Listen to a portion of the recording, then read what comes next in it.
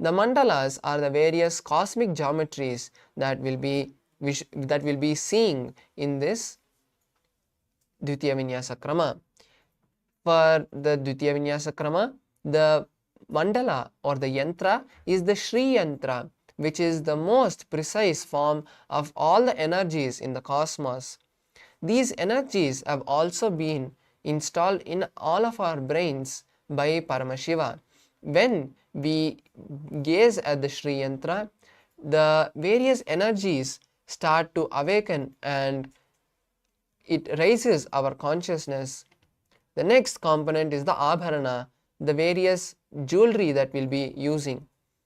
In this Dvitiya Vinyasa Krama, we'll be using the Rudraksha jewelry, which is the most powerful energy bead. The Rudraksha is a powerful battery that holds the prana as we perform this various asanas, that as we perform the Dvitiya Vinyasa Krama, the Rudraksha also gets charged, and whenever we need that energy to manifest a reality in our life or to give us more energy when we are in a low state of consciousness, the Rudraksha helps us to keep us in that high space. The next and the last component is the Aushadha. The Aushadha are the various alchemy products that we are going to be applying to our skin. The Bhasma, the sacred ash on the 16 places, the Kumkum, the vermilion paste on the third eye, and the turmeric paste on the temples have to be applied as the Aushadha for the Dvitiya Vinyasa Krama. Now that we have seen the 12 components, let's enter into the first asana, which is Sukhasana. Now sit with your head, neck and spine in a straight line. Bring your hands to the respective knee and touch the index and thumbs, placing your hands on the knees in Bindu Mudra. Visualize Paramashiva in your inner space. Start performing the Samana Kumbhaka, which is going to be the first Kumbhaka. You're going to be performing every Kumbhaka for the next few asanas. So the first Kumbhaka, which is Samana Kumbhaka, is inhaling, holding the breath comfortably and exhaling.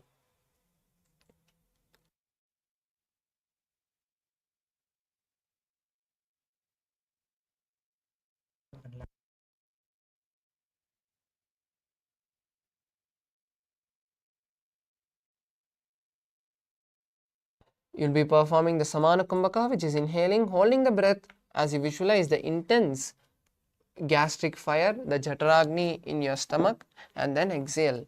Hold the first japa Soham and perform the Mahamudra Bandha for this asana. तत्सुखासनमित्युक्तम् अशक्तस्तत्समाचरेत् आसनं विजितं येन जितं तेन जगत्त्रयम्. Next asana is Parvatasana. Now place your feet on the opposite thigh in Padmasana and bring your hands to the heart center as you raise them above the head. Visualize the Mount Kailash and perform the Mahamudra Bandha. अथ भक्षे महादेव पर्वतासनमङ्गलं यत्कृत्वा स्थिररूपी स्यात् षट्चक्रादिविलोपनम्. Next asana is Halipavasana. Now bring the soles of the feet together and lean forward and down as you interlace the fingers behind the back in Parashamudra. Visualize Swamiji and perform Mahamudra Bandha. पूरवविधियाहु मे जानो उभयपगतली सम्पुटठानो. Next asana is Nagi Pavasana. Now maintain the same position as you lean forward, placing your hands by the legs and the palms on the mat with the fingers cupped. Visualize a snake and perform the Mahamudra Bandha. पूरवविधिपर्यागाने नीचौ वीकहु निफनास्यो लगायि. Next asana is Kokilasana. Now hold the respective big toe and raise your legs up as you lock them into Padmasana. Place your elbows on the ground and gaze at the ground as you visualize a bird and perform the Mahamudra Bandha. अथान्यदासनं वक्ष्ये येन सिद्धो भवेन्नरः अकस्मात् वायुसञ्चारं कोकिलाख्यासनेन च. Next asana is Nithyananda. Now stack the knees and ankles and hold the opposite elbows. Start circling your hands in one direction and then the other. Visualize Swamiji and perform Mahamudra Bandha. गोडाभामा पादकी आशमाहिलीसोज दक्षचरणको बारलोता परिगुल्भ समोज. Next asana is Gajasana. Now place your hands flat on the ground and take your legs backwards. Come to a plank position and walk the feet forward, bringing the hips up. Start scooping the head down to the ground again and again as you visualize yourself as an elephant. Perform the Uddiyana Bandha. जम्बादाग्रे भूमौ कृत्वा लम्बीभूया मस्तकाग्रे निधाय Asanas, Rikshasana. Stop scooping your body and start alternating one heel to the ground and lifting the other heel. Visualize a bear and perform the Uddiyana Bandha. एकैकं पादमाकुञ्च गजासनं कुर्यात् वृक्षासनं भवति. Next asana is Vaishyasana. Now stand tall on the big toe and try to raise the other toes off the ground. Bring the hands to the heart as you place the index, middle and ring fingers on the heart. Visualize Swamiji and perform the Uddiyana Bandha. केशेन पादयुगलं बद्ध्वा तिष्ठेत् अधोमुखः. Next we'll be performing the first karna of this sequence, which is the Urdhva Janu Karna. Now come to the half squatting position and with the knees bent slightly, the heels touching and toes pointed outwards. Bring the hands to the chest level and start circling one hand with the respective leg. Repeat this on opposite sides as you alternate.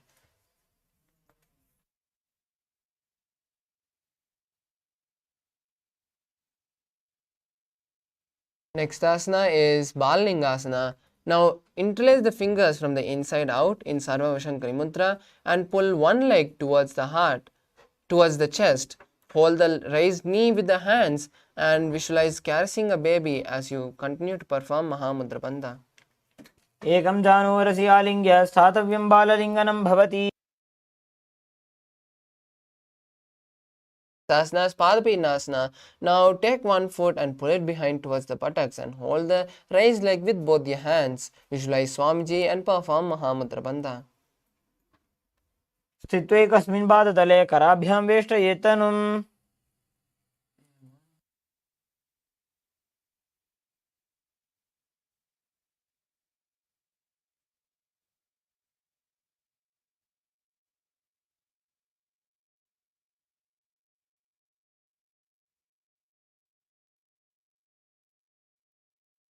Next asana is Natarajasana.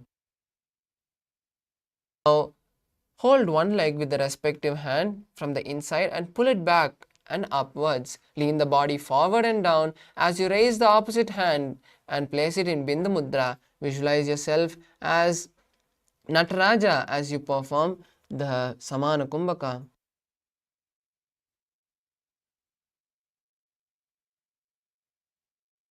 उत्तानपादं क्रौञ्चं च मरीचिं वीरभद्रकं नटराजं त्रिकोणं च सुप्ताङ्गुष्ठप्रसारणे. See, it goes off in full screen, it won't come. The next asana is Balalingasana on the opposite side. Now again interlace your hands from the inside out and pull the opposite knee to the chest. Visualize caressing a baby and perform Mahamudra Bandha. एकं जानुरसि आलिङ्ग्य स्थातव्यं बाललिङ्गनं भवति. Next asana is Padapidnasana on the opposite side. Now pull the opposite leg, the other leg towards the buttocks and hold the leg with both the hands. Visualize Swamiji and perform Mahamudra Bandha. स्थित्वैकस्मिन् पादतले कराभ्यां वेष्टयेत् तनुं पृष्ठे संस्थाप्य यत्नेन पादपीडनमासनम्. Next asana is Natarajasana. Now hold the raised leg from the inside and pull it backwards and up. Raise the opposite hand forward as you place it in Bindu Mudra. Visualize Lord Nataraja and perform Samana Kumbhaka. उत्तानपादं क्रौञ्चं च मरीचिं वीरभद्रकं नटराजं त्रिकोणं च सुप्ताङ्गुष्ठप्रसारणे. Next asana is Ardharechita Karna. Now come back to the half squatted position and place the hands at the chest level. Now cross one knee, one ankle behind the other with the toes facing down.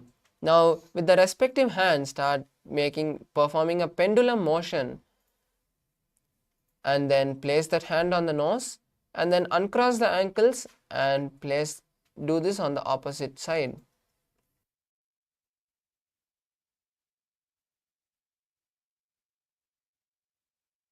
Asana is skeleton dance. Now intensely shake your body without any pattern.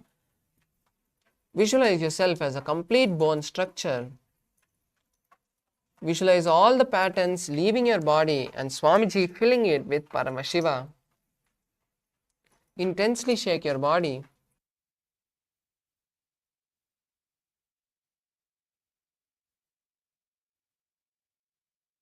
Relax. The next asana is the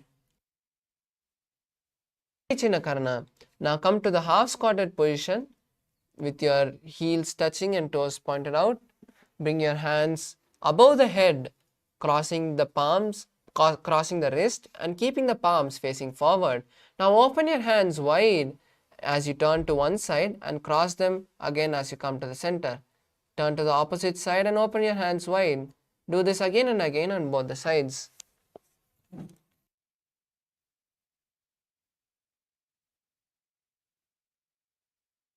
Next asana is Tadasana. Now stand tall on the tip of your toes and raise the hands above the head. Keep the elbows straight and visualize yourself as a palm tree and perform Mahamudra Bandha. महामुद्राबद्ध कोनो ताडासन विभेदकान् विनोतानं सदा कुर्यादन्तर्पत्नीपति प्रिया. Next asana is Uttanasana. Now lean forward and down, placing the hands by the legs and trying to touch your knees with the forehead. Visualize Swamiji and continue to perform Mahamudra Bandha. मुद्राबद्ध कोनो ताडासन विभेदकान् विनोतानं सदा कुर्यादन्तर्पत्नीपति प्रिया. Next asana is Tarakshvasana. Now come to a plank position with the hands shoulder width apart. Lock your chin to the chest in Jalandhara Bandha and turn it from side to side. Visualize Swamiji and perform the Jalandhara Bandha as you hold the new japa Shivoham in your inner space. गजासनवस्थित्वा मस्तकं वारं वारं दक्षिणकुक्षिं सव्यकुक्षिं नजेत् तरक्ष्वासनं भवति. Asana is Bhujangasana. Now bring your body to the ground and keep your hands by the chest. Slowly raise your upper body with the strength of the lower back and open your mouth wide, inhaling through the hollow of your throat in Bhujangani Mudra. Visualize yourself as a snake.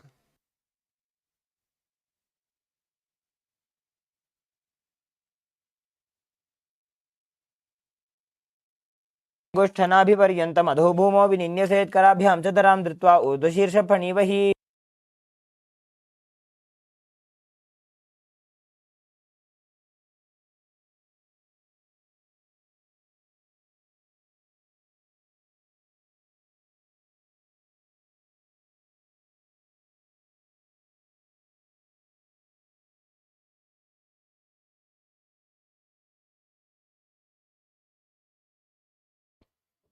The next asana is Shashasana. Now come back to a tall plank position and start alternating one knee towards the chest, back and forth. Visualize Swamiji and start performing Saja Kumbhaka, which is inhaling and exhaling comfortably.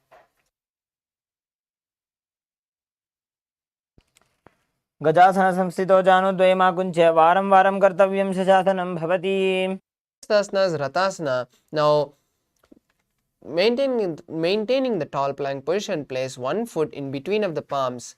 Alternate bringing the feet between the hands and visualize yourself as a chariot.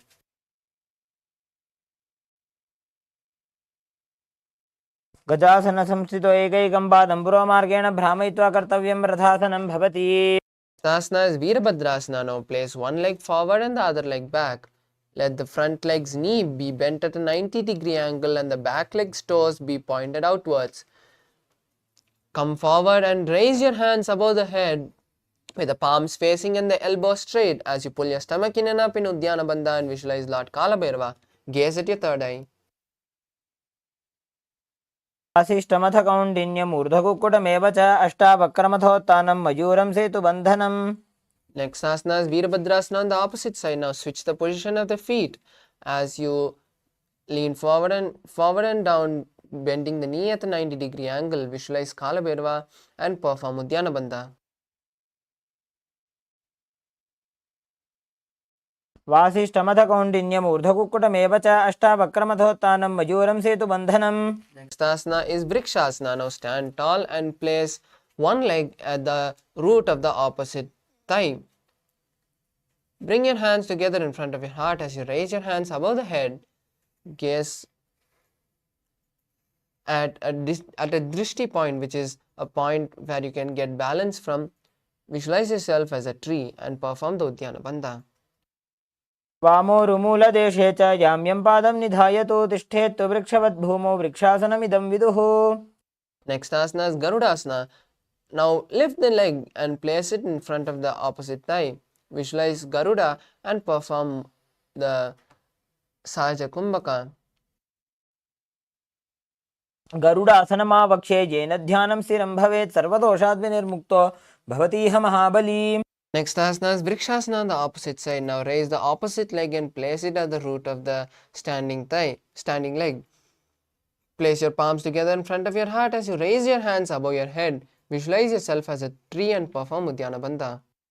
वामोरुमूलदेशे च याम्यं पादं निधायतो तिष्ठेत् वृक्षवद्भूमौ वृक्षासनमिदं विदुः. Next asana is Garudasana. Now raise the leg and place it on the opposite, in front of the opposite thigh. Keep the hands in front of the heart together and visualize Lord Garuda. गरुडासनमावक्षे येन ध्यानं स्थिरं भवेत् सर्वदोषाद् विनिर्मुक्तो भवतीह महाबली. Next asana is Trikonasana. Now place one leg forward and let the other leg be backwards. Let the front leg's toe be pointed forward and the back leg's toes be pointed sideways. Next, raise your hands parallel to the ground and lean forward and down, placing your hands by the front leg. Gaze at the sky and visualize yourself as a triangle. उत्तानपादं क्रौञ्चं च मरीचिं वीरभद्रकं नटराजं त्रिकोणं च सुप्ताङ्गुष्ठप्रसारणे. Next asana is Trikonasana on the opposite side. Now switch the position of the feet and lean forward and down, placing your hands by the front leg. Visualize yourself as a triangle. उत्तानपादं क्रौञ्चं च मरीचिं वीरभद्रकं नटराजं त्रिकोणं च सुप्ताङ्गुष्ठप्रसारणे. Next asana is Nikutaka Karana. Now stand in the half squatted position as you lift one heel off the ground. Place the hands parallel to each other in front of the heart and alternate lifting one heel and switching the position of the hands.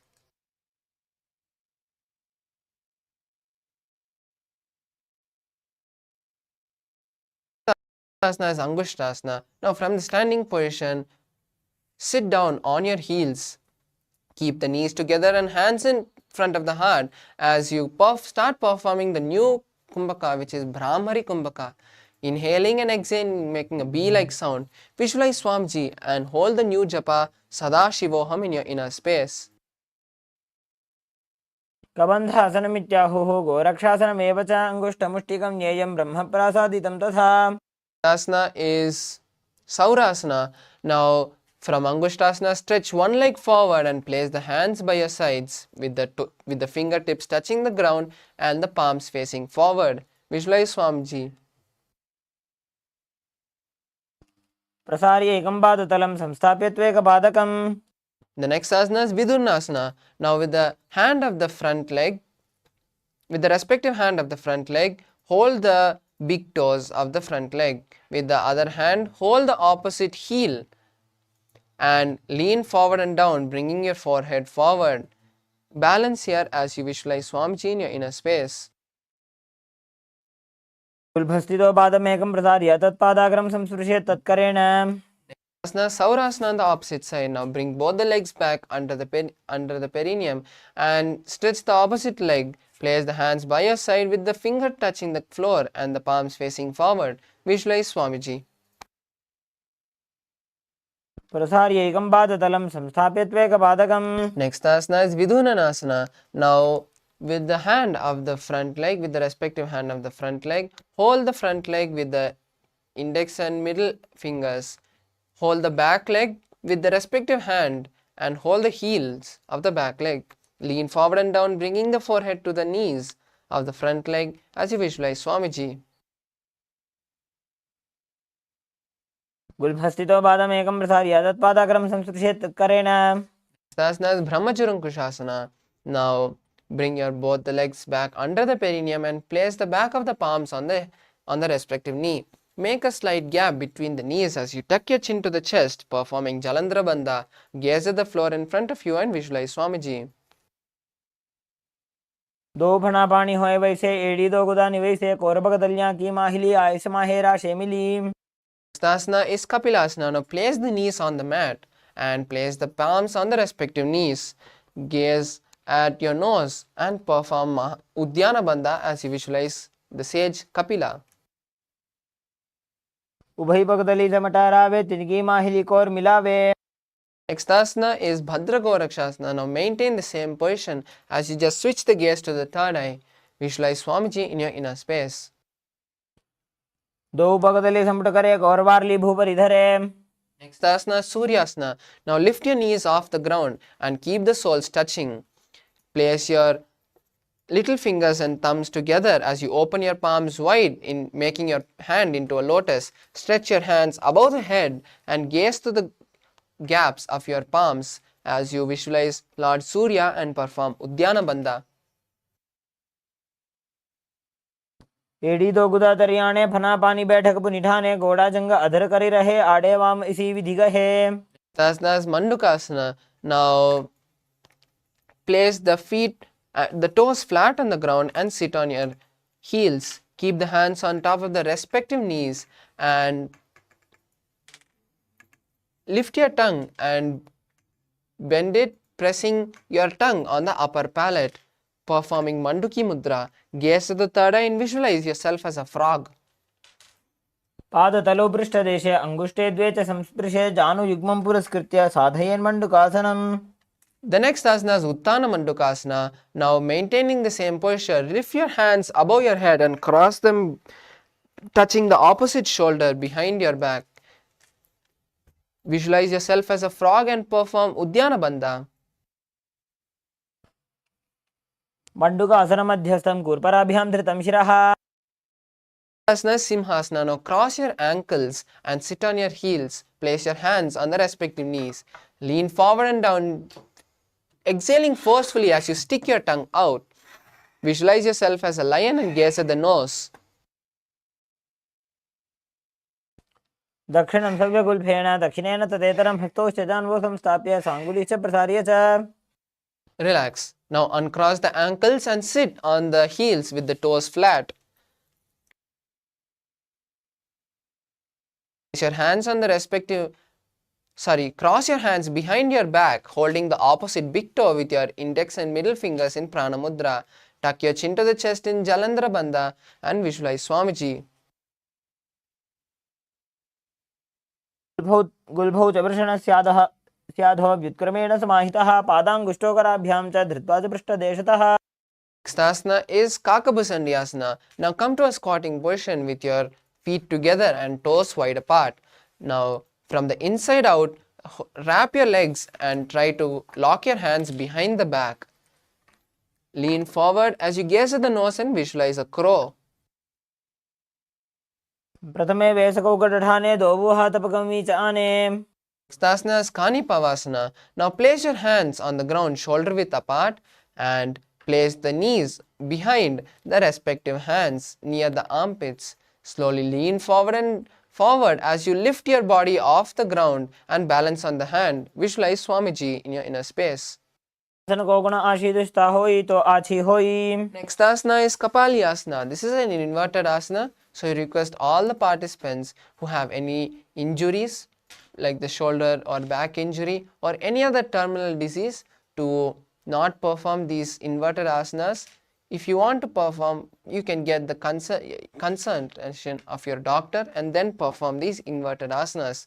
For the rest of the participants who are trying this, you can take the support of a wall or a partner to perform this asana.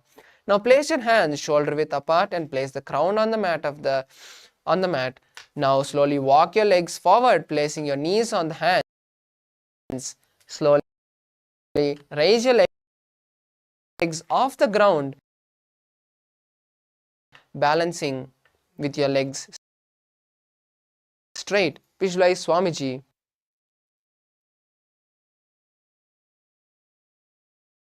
Next asana is Parshvamayurasana. Now come to a squatting position with sitting on your heels.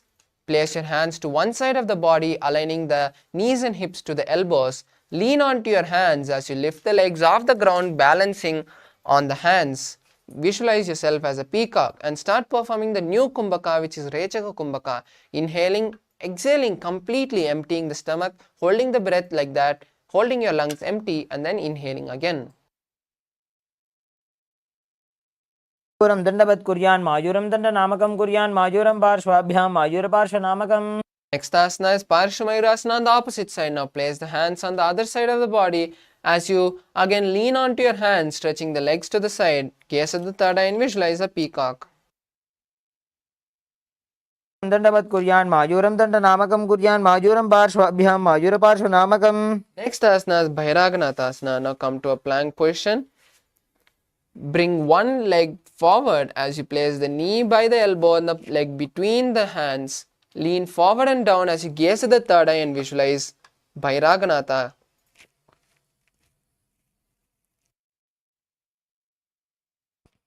आसन को गुण पीति जाई.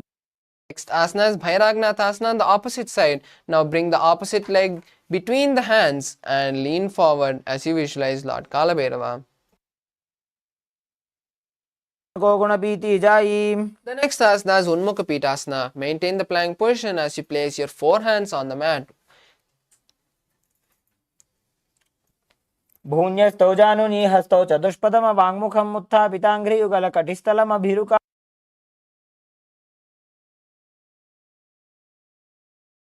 Asana is Vashishtasana. Now from the tall plank position, roll onto one hand, raise the opposite hand towards the sky and gaze at that palm. Visualize the great sage Vashishta. ऊर्ध्वकुक्कुटवासिष्ठ मरीचिहल मत्स्यकम्बरिवृत्तिं चोदरस्य विविधं धनुरासनम्. Next asana is Vashishtasana on the opposite side. Now balance on the opposite arm as you raise the hand towards the sky. Gaze at the hand and visualize the sage Kapila. The sage Vashishta. आसिष्ठमतकौण्डिन्यम् ऊर्ध्वकुक्कुटमेव च अष्टावक्रमथोत्थानं मयूरं सेतुबन्धनम्. Next asana is Anjani Asana. Now come to a seated position with the legs stretched forward. Place the hands underneath the buttocks with the back of the palms on the mat. Tuck your chin to the chest in Jalandhar Bandha as you visualize Lord Hanuman and hold the new japa Mahasadaशिवोहम for the following asanas. औ करके उभय हथेली कोरबारली मैले भेली.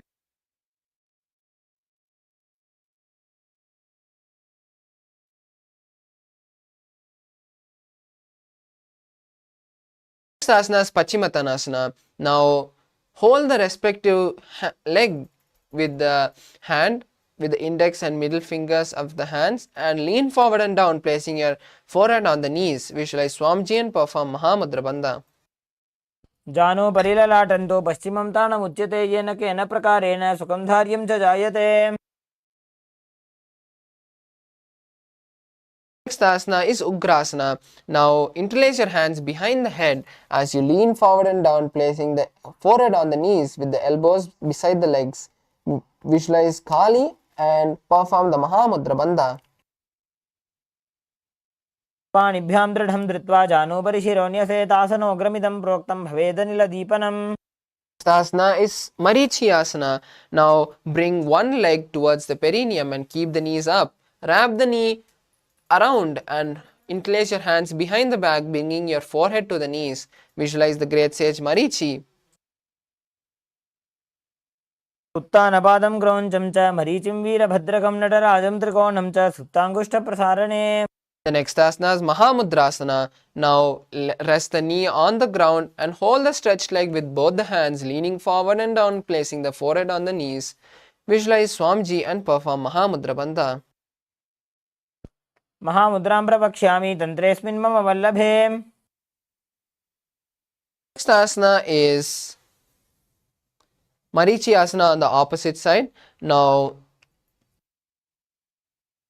place the opposite leg by the perineum with the knees up. Wrap the knee around and hold the hands behind the back. Bring your forehead to the knee and visualize the great sage Marichi. उत्तानपादं क्रौञ्चं च मरीचिं वीरभद्रकं नटराजं त्रिकोणं च सुप्ताङ्गुष्ठप्रसारणे. The next asana is Mahamudrasana on the opposite side. Now rest the raised knee on the ground and lean forward and down, holding the stretched leg with both the hands. Visualize Swamiji and perform Mahamudra Bandha. महामुद्रां प्रवक्ष्यामि तन्त्रेऽस्मिन् मम वल्लभे जां प्राप्य सिद्धा सिद्धिं च कपिलाद्यः पुरागताः.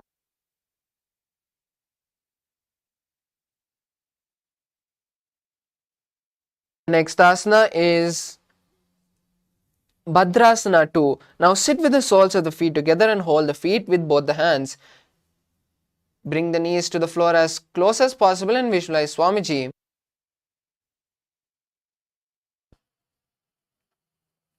गुल्भौ तु वृषणस्यादः सीवन्त्याः पार्श्वयोः क्षिपेत पादपार्श्वे तु पाणिभ्यां दृढं बद्ध्वा सुनिश्चलम्. Next asana is Gwalipavasana. Now place the hands on the respective knees as you extend the legs away from the perineum. Tuck your chin to the chest in Jalandhara Bandha and visualize Swamiji. Charpat चौक कक्ष्यो सोजी वाही विधि जोगी जय sooji. The next asana is Joni Asana. Now bring the legs back to the perineum and hold the legs with both the hands. Lean forward and down, placing the forehead on the mat as you visualize the Yoni Mandala in your inner space. दोवो पकदली संपुट करे सोले मेढ़ आगा मेधरे. Next asana is Midiki Pavasana. Now bring the heels away from the perineum and stretch the hands to the side as you place your forehead behind the heels. Visualize Swamiji and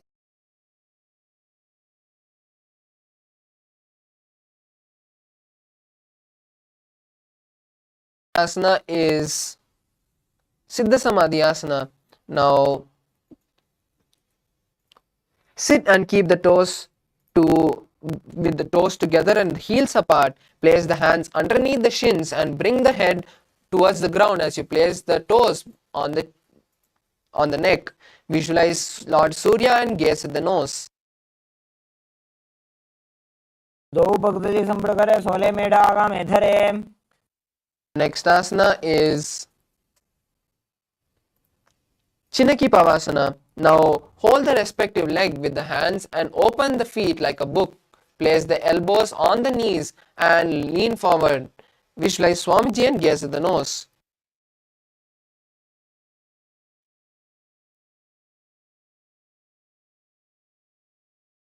दो पगा की एड़ी धरती मगिवा मेढ़ लगावे.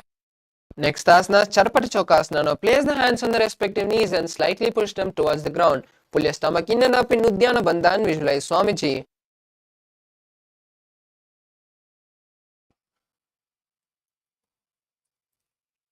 दोवो पकदली संपुट धारे आगा ने कर जारे पसारे. Next asana is Bhairavasana. Now lift the heels off the ground and place the toes on the ground with the heels facing up. Place the hands on the respective knees in Bindu Mudra and visualize Kala Bhairava as you pull your stomach in and up in Uddiyana Bandha. Gaze at your third eye. गुल्भो संपीड्य चान्योन्यं व्युत्क्रमेणोत्थितं शनिः जान्वोः पार्श्वगतो हस्तो दण्डवद्भैरवासनम्. Asana is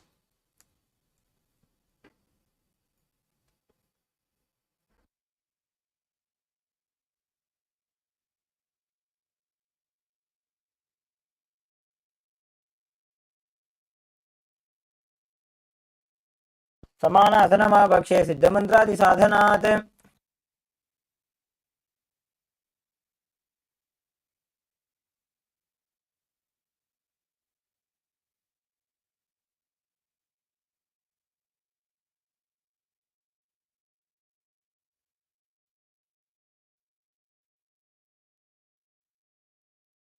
केवलं पादमेकञ्च स्कन्धे चारोपि यत्ततः. Next asana is Samanasana on the opposite side. Now sit with one perineum and one heel at the perineum and opposite leg. Pull it towards the chest. Visualize Swamiji and gaze at the third eye. समानासनमावक्षे सिद्धमन्त्रादिसाधनात्. Asana is Apanasana. Now place the raised leg on the respective shoulder and stretch the opposite leg towards the sky. Place the hands by your side and visualize Swamiji as you gaze at the third eye. केवलं पादमेकञ्च स्कन्धे चारोपि यत्ततः. The next asana is Gomukhasana. Now cross the legs and place the feet by the hips. Place your hands on the respective knee and gaze at the nose as you visualize a cow. Start performing the new Kumbhaka, which is Sitkari Kumbhaka. inhaling through the clenched teeth with the tongue touching the upper palate and exhaling through the nose. Hold the new japa Om Nithyanandoham in your inner space. सव्ये दक्षिणगुल्फं तु पृष्ठपार्श्वे नियोजयेत् दक्षिणेऽपि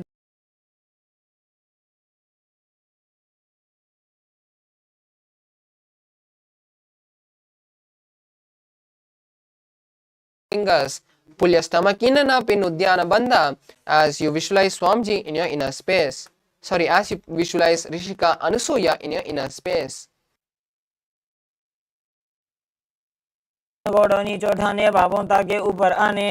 Next asana is Anusuyasana 2. Now interlace the hands behind the back and lean forward and down, bringing the nose to the floor. Visualize Rishika Anusuya and gaze at the nose.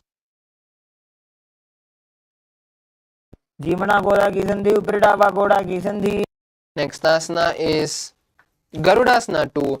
Now sit on the ground with one heel at the perineum and the opposite leg flat with the knee to the chest. Place the hands on respective knees and visualize Garuda as you gaze at the nose. Next asana is Naradasana. Now sit on the heel which was touching the perineum and interlace the hands behind the neck, turning outside of the raised knee. Visualize the sage Narada and gaze at the third eye.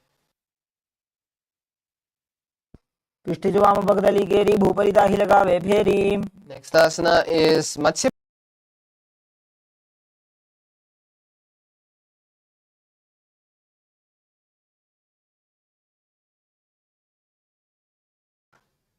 Raised leg with the respective hands. With the other hand, wrap the knee and hold on to the shin of the raised leg. Visualize the sage, visualize the avatar of Vishnu, the Matsya avatar of Vishnu.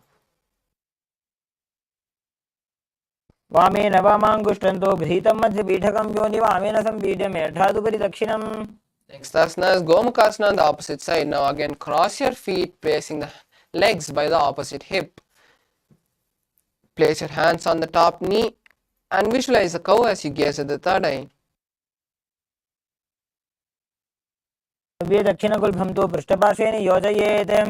Next is Anusuyasana 2. Anusuyasana on the opposite side. Now hold on to the opposite big toes with your index and middle fingers. Pull your stomach in and up in Udyana Bandha and visualize Rishika Anusuya as you gaze at the nose.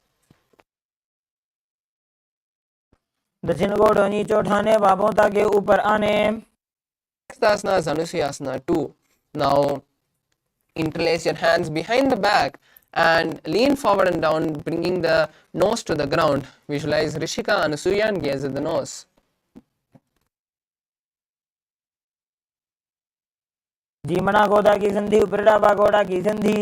Next asana is Garudasana 2.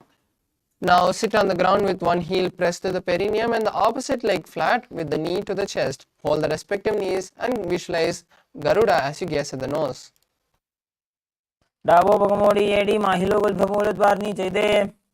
Next asana is Naradasana. Now sit on the heel which is touching the perineum and interlace the hands behind the head as you turn outside of the raised knee. Visualize the sage Narada and gaze at the third eye.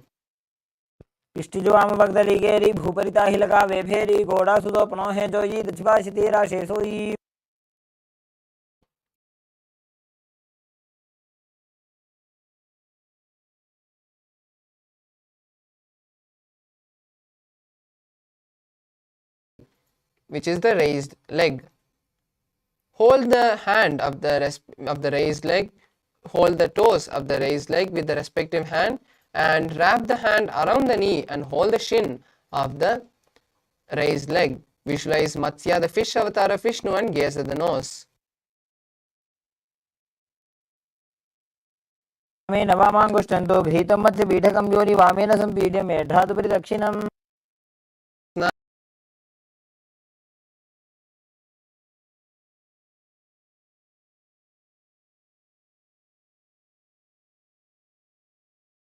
Outside of the raised knee, keep the raised arm by the neck and turn the head back as you gaze at the third eye and visualize Matsyendranatha.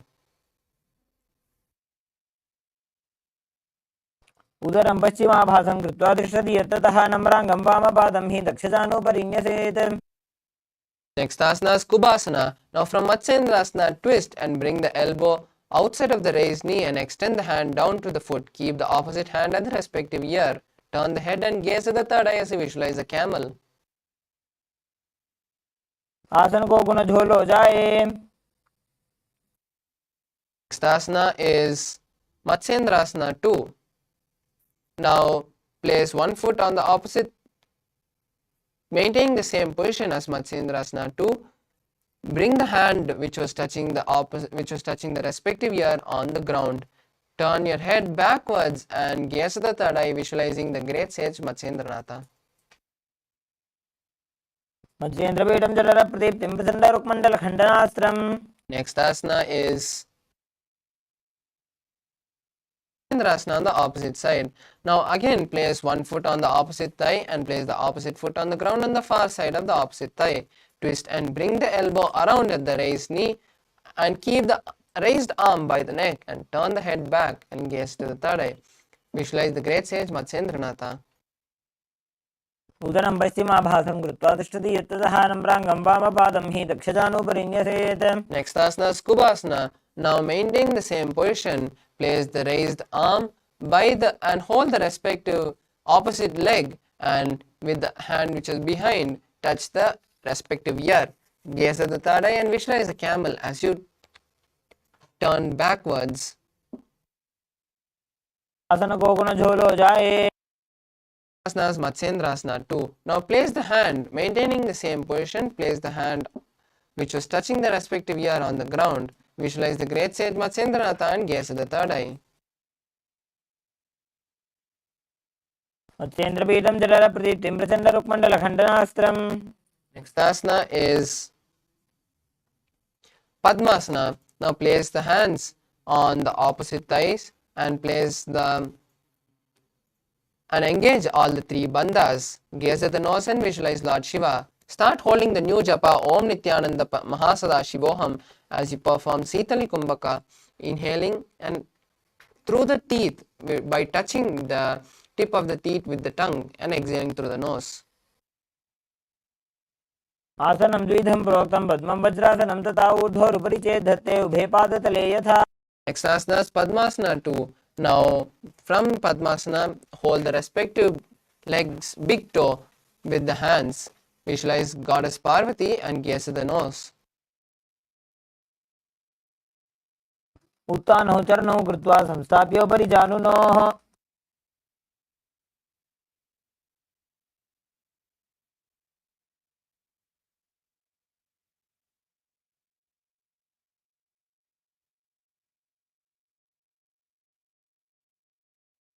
Next asana is Kukutasana. Maintain the Padmasana and insert the hands through the gap of the thighs and calves. Lift your body off the ground as you visualize yourself as a rooster. पद्मासनं सुसंस्थाप्य नान्वोरोरन्तरे करो निवेश्य भूमावासिष्ठे द्योमस्तकुक्कुटासनः.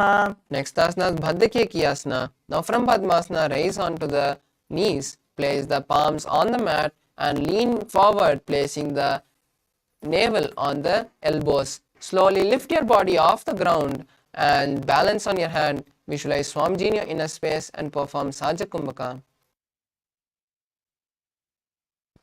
धरामोष्टविग्रहद्वयेन तत्कोर्परि स्थापितानाभिपार्श्वः.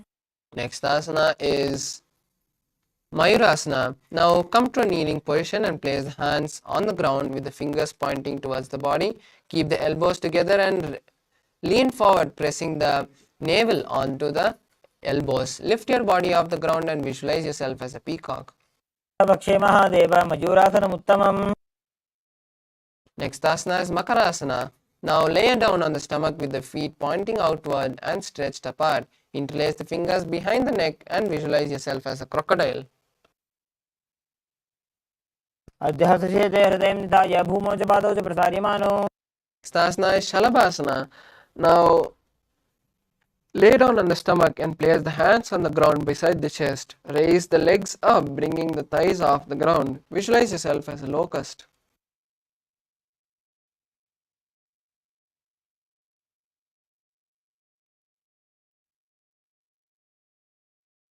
Asana is Ushtrasana. Now hold the respective leg and pull it down towards the ground beside the hips. Visualize yourself as a camel. अध्यासिषेते पदयुग्मं व्यस्तं पृष्ठे निधायाभिधृतं कराभ्याम्. Asana is Dhanurasana. Now from Ushtrasana, tighten the grip on the feet and raise the legs and chest simultaneously off the ground. Visualize yourself as the bow of Lord Shiva and gaze at the third eye. सार्यपादौ भिदण्डरूपौ करोच पृष्ठे धृतपादयुग्मम्. Next asana is Bhagasana. Now sit on your heels with the toes flat. Place your hands on the respective knees and visualize Swamiji as you hold the new japa Om Nithyananda Paramashivoham for the rest of the asanas of the Dvitiya Vinyasa Krama.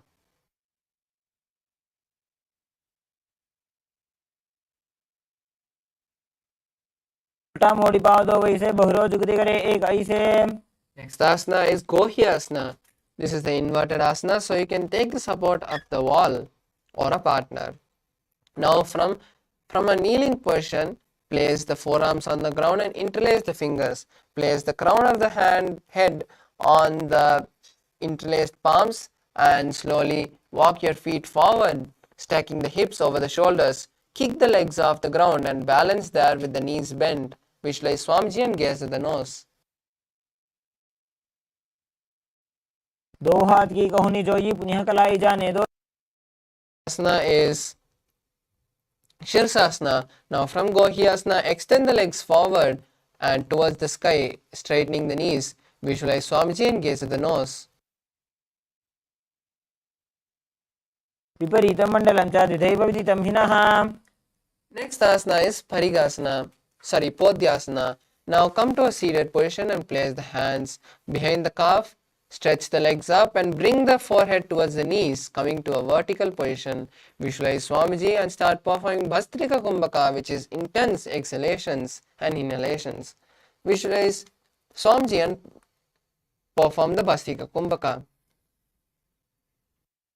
दो हाथ पग बाहर आने घोड़ा तरे काकसी ठाने. The next asana is Parigasana. Now place your feet on the ground and cross your hands behind the back, touching the opposite shoulder. Then lift the legs off the ground and keep them at a 45-degree angle. Visualize yourself as a mace and gaze at the third eye. उत्तानशयनं कृत्वा पादौ मिलित्वा प्रसार्य. Next asana is Naukasana. Now rest your legs on the ground and keep your hands by the hips for support if you need, or keep your hands parallel to the ground. Slowly extend your legs up and out at a 45-degree angle and visualize yourself as a boat as you gaze at the third eye. उत्तानशयनं कुरपराभ्यां भूमिं वष्टभ्याम्. Asana is Rudrasana. Now keep the soles of the feet together and scoop the hands under the feet, raising the legs towards the chest. Gaze at the nose and visualize Lord Rudra. पकतली संपूट करी हाथस्य पक ऊंचाई. Asana is Unmukha Pitasana 2. Now lay down on the back with the feet flat on the ground.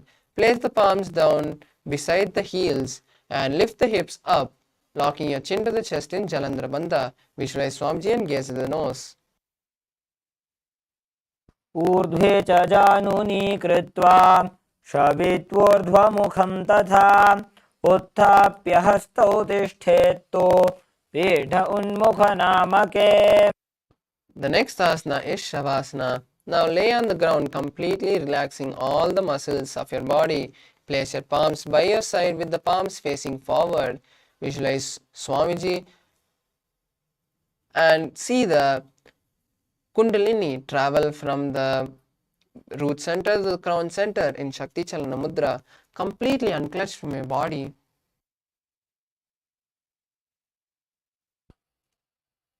उत्तानं शववद्भूमौ शयनं तु शवासनं. शवासनं श्रान्तिहरं चित्तविश्रान्तिकारकम्.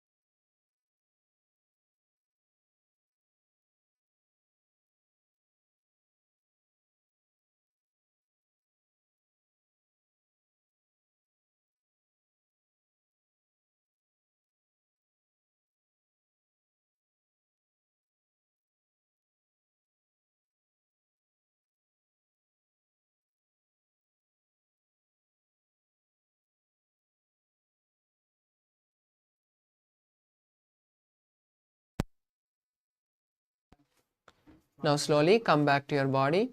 Start shaking your ankles and legs, your hands. Slowly bring the knees to the chest and wrap your legs with your hands. Rock from side to side and come to a comfortable seated position. You have successfully completed the first 108 asanas of this sequence. Now let's perform the first asana of the next 200 asanas, which is the Yathashanishtasana. Now be in a comfortable position, comfortable seated position. Place your hands on the knees and place your fingers in Bindu Mudra, which is touching the thumbs and index fingers. Visualize Swamiji. Start performing the Kumbhaka for the following asanas, which is Samana Kumbhaka. Inhaling, holding the breath and exhaling as you visualize the intense gastric fire happening in you. Hold the japa Om Nithyananda Paramashivoham for the rest of the asanas and visualize Swamiji. पर्यङ्कं तत्समाख्यातं यत संस्थं यथा स्थितिः. The next asana is Samasana. Now sit in a cross-legged position with the hands on the knees and thumbs touching the index fingers in Bindu Mudra. Be in a cross-legged position as visualize Swamiji and continue to hold the Mula Bandha for the rest of the asanas.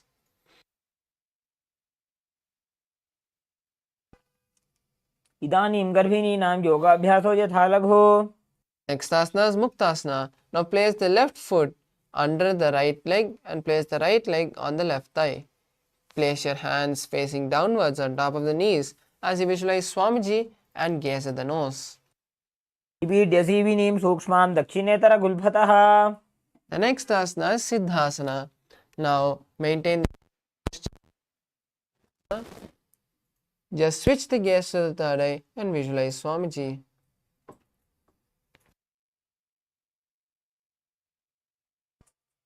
स्थानोस्तम्यमितेन्द्रियोचलदृशा पश्यन् भ्रुवोरन्तरं चैतन्मोक्षकपातभेदजनकं सिद्धासनं प्रोच्यते. The next asana is Siddhyasana. Now maintain the same posture as you switch the gaze to the ground in front. Mudra Bandha.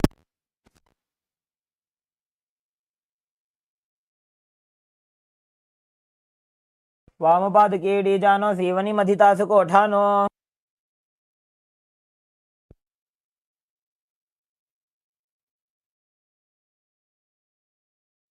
The next asana is Siddhyasana. The next asana is Rudrasana. Now maintain the same posture as you roll your hands and place your fingers in Bindu Mudra. Gaze at the third eye and visualize Lord Rudra in your inner space.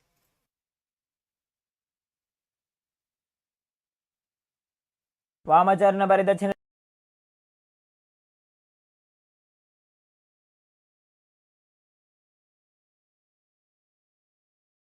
Self as unshakable and continue to keep your fingers in Bindu Mudra. की Gunamani चरणचरता मीटे. Asana is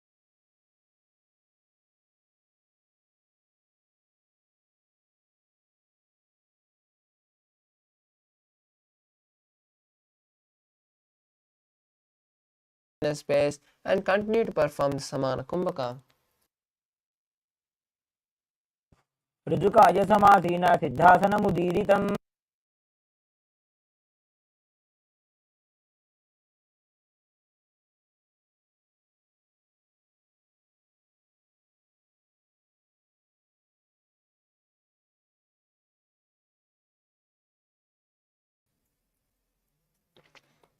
Maintain the same position as you start to visualize yourself as a powerful space of creation. Now we'll be performing the Shan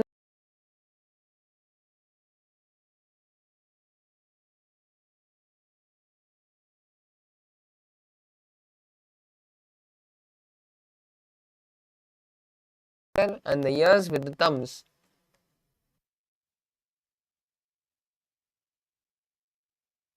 यत्र मध्ये महादेव बन्धयोन्यासने शृणु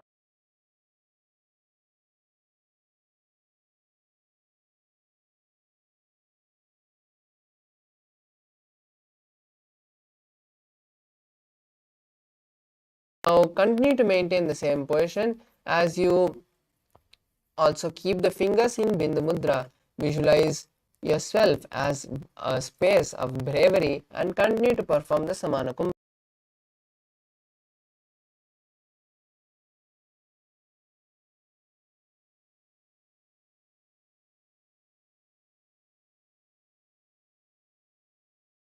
Now maintain the same position as you switch the gaze to your third eye.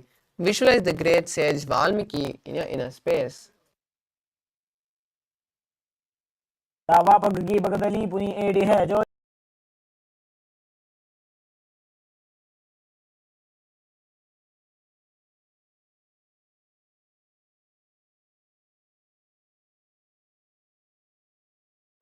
Yoni Mandala, the symbol of Devi.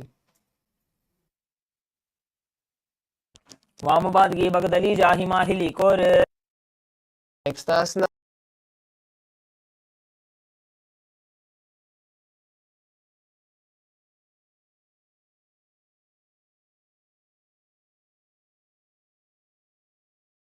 Same posture. Switch the gaze to the third eye as you continue to visualize the Yoni Mandala. आसनं पर्वतेन योगं योगफले नीलं तत्कालफललं तावत् खेचरो यावदेव हि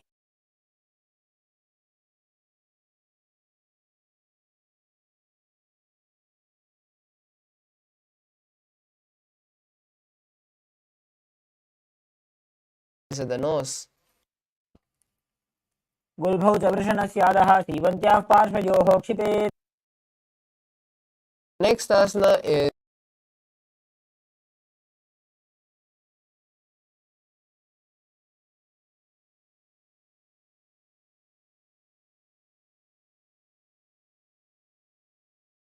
and inhale through the left nostril and hold the breath, then inhale through the right nostril and hold the breath, and then exhale through the left nostril.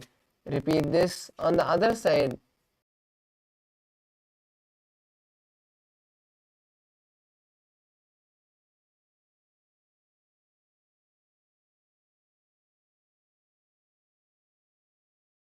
Of the feet and pull your stomach in Uddiyana Bandha. Visualize yourself as a female elephant and gaze at the nose. ग्वाली पाव आसन कक्यो है जैसे Yahoo में जाने विधि तैसे Next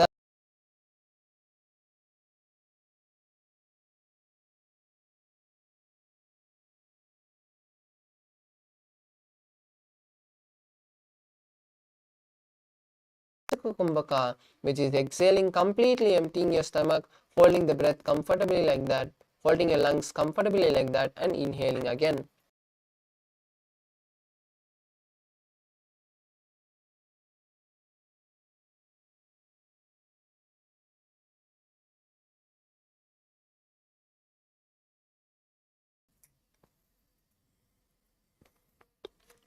Now interlace the fingers around the feet with the soles together. Lift the feet towards the chest as you place the chin on the toes.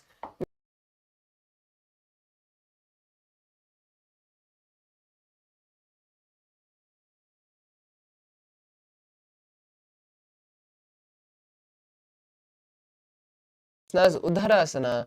Now keep the soles of the feet together and scoop the hands from under the feet. Lift the feet towards the chest and place the chin on the toes. Visualize your body free from disease and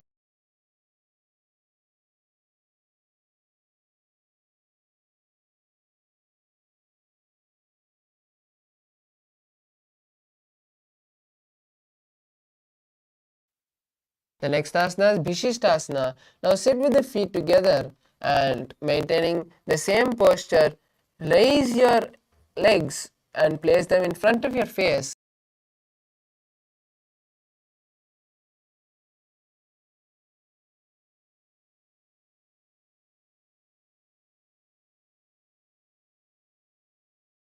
As Bhujasana. Now place the legs on the respective shoulders and wrap the legs and hold the back of your, interlace the hands behind your neck.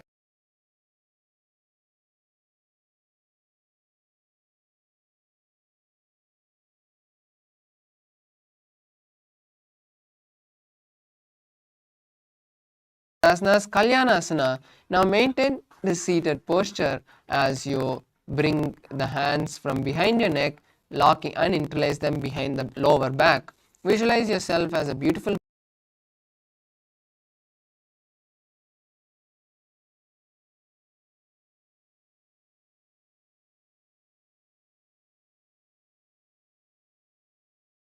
asana is Sankatasana. Now place one perineum underneath the heel.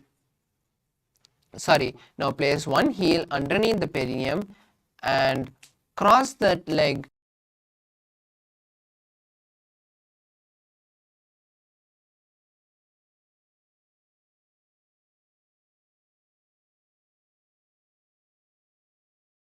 Jai Kumbhaka, which is inhaling and exhaling, making an ocean-like sound.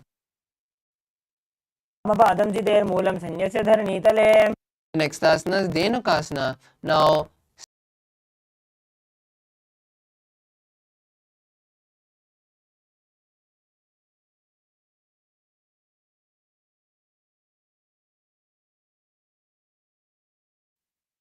अनुषागीनगरपञ्चडं वृषीलिन्दकल्यम्नि. the next asana is Machandrasana. Now twist your body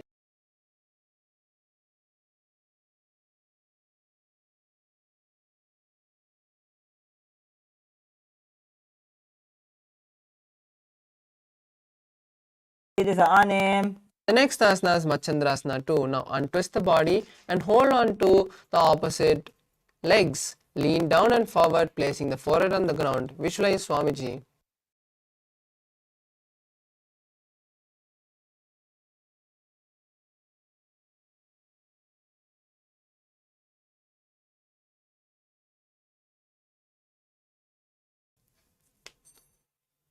Now interlace your fingers and place them on the top knee. Visualize Swamiji in your inner space.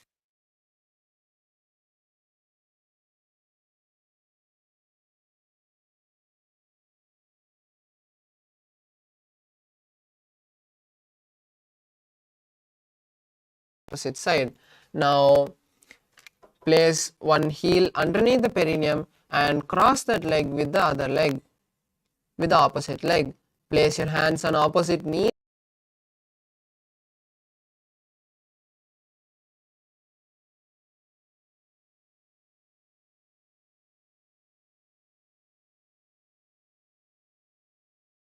Sankatasana, slide the heel from under the perineum.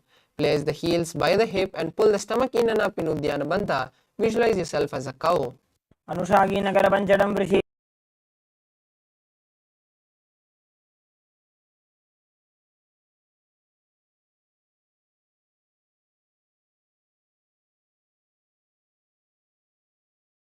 Thighs.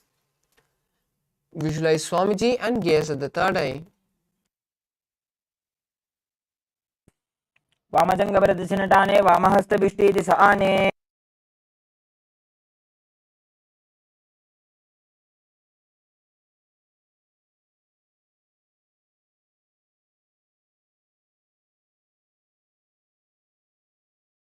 Lean forward and down and place your forehead on the mat.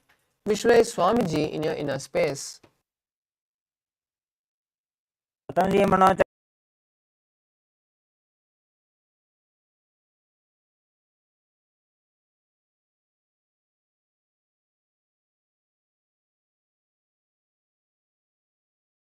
Mudra Bandha. Visualize Swamiji in your inner space. ऊर्मूलेतरपादस्य कनिष्ठिका प्रदेशकुल्भं संस्थाप्य. The next asana is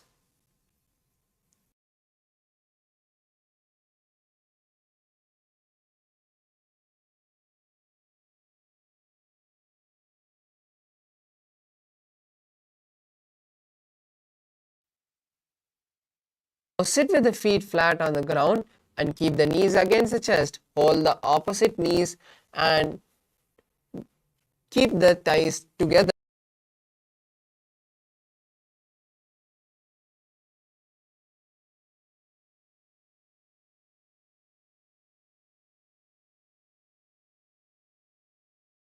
Next asana is Bodhashokasana. Now wrap the arms around the knees and hold on to opposite wrists. Place the chin in the gap of the knees and visualize being in an abode of bliss. Gaze at the nose.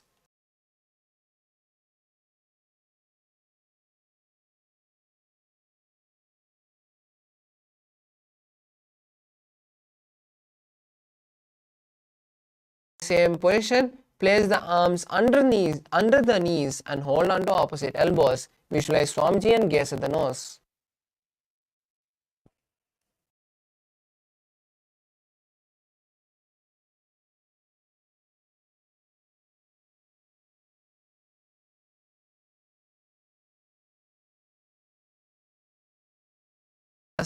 Now maintaining the same position, just cross the ankles. Visualize the great sage Sumati and gaze at the nose.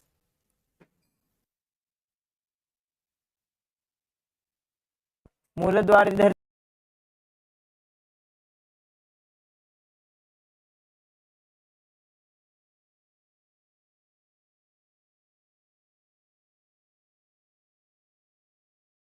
Fingers interlaced with the palms facing outside. Gaze at the nose and visualize Swamiji as you perform Mahamudra Bandha. इदानीं गर्भिणीनां योग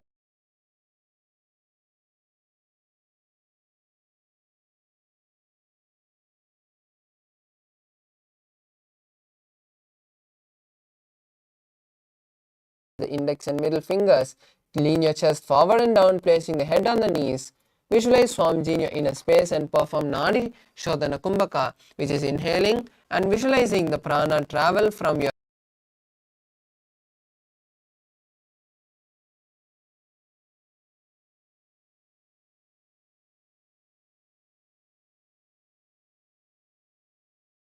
is Bhodashokasana. Bhidokasana. Now sit with the legs straight and extend the knees slightly apart. Keep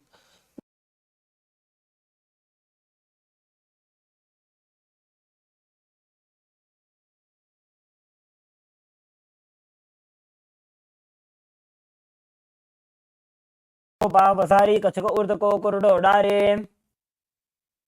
Next asana is Jalandhari Pavasana. Now extend both the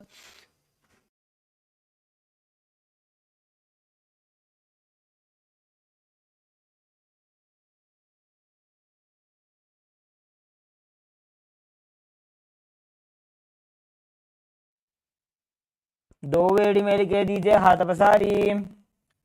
The next asana is Urdhva Pachimatanasana. Now sit and extend both the legs.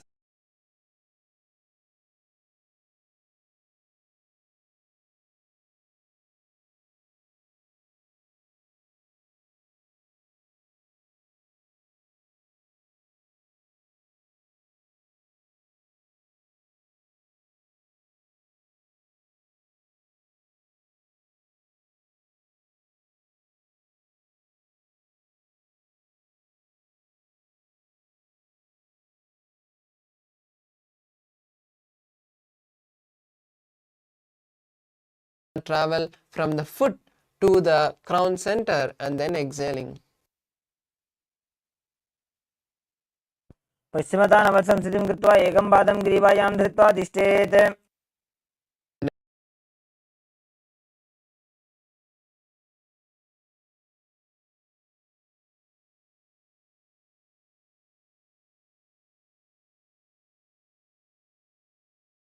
Visualize yourself as the eternal one. Gaze at the nose. उत्थानशयने एकैकं पायिग्रीवायां विन्यस्य The next asana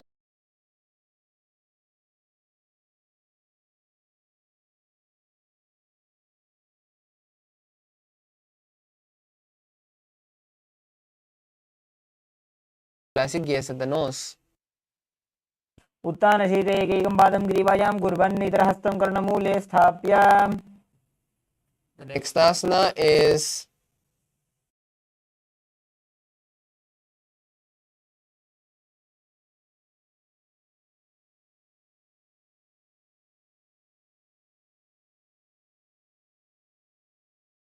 roll from the left to right. Visualize Swamiji.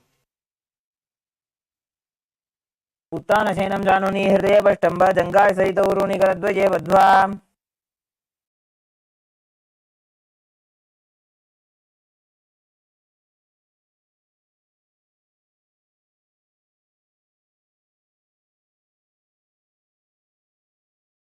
Now sit and extend both the legs out. Lift one leg and place it behind the neck. Lean forward and down, bringing the forehead to the knee as you visualize Swamiji in your inner space.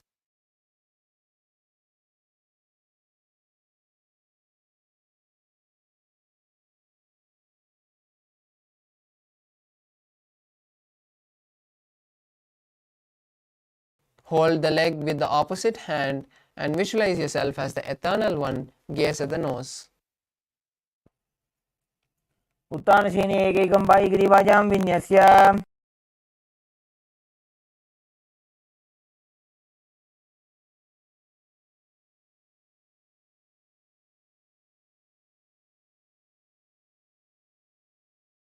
Rest on the elbow of the hand holding the foot. Visualize yourself having complete control and gaze at the nose.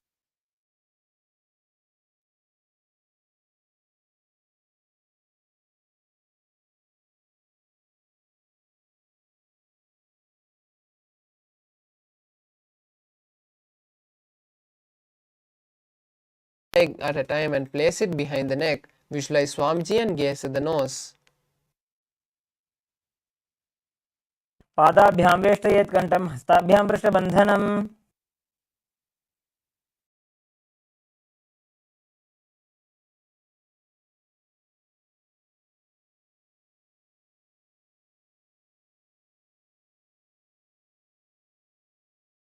Wrap the hand around the leg and interlace the fingers behind the neck. Gaze at the nose and visualize being blessed by Lord Vishnu as you gaze at the nose.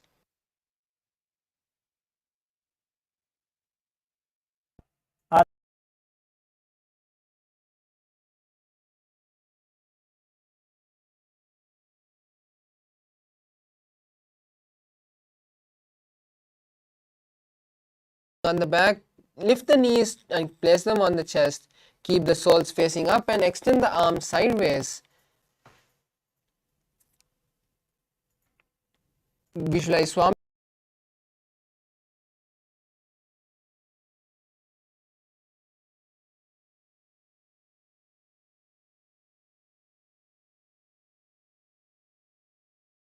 is Jatara Parivritti, the sequence of Jatara Parivritti. Now visualize Swamiji throughout this sequence as we perform these 6 asanas of Jatara Parivritti.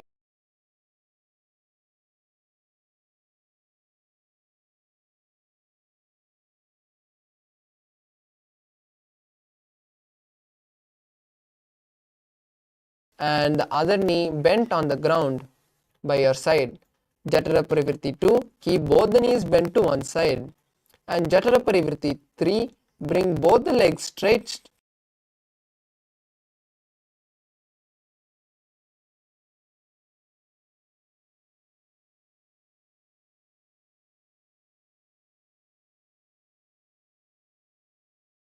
Jatara Parivritti on the one side. Now we'll be performing it on the opposite side. Now again bring the knees to the chest and keep the arms stretched.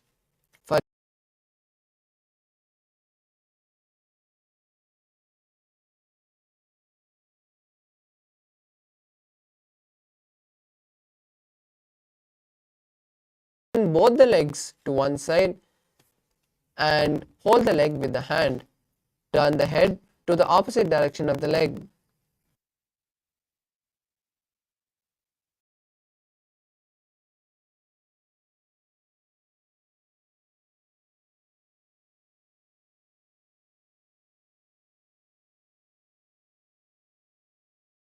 Asana is Dvipadapitam.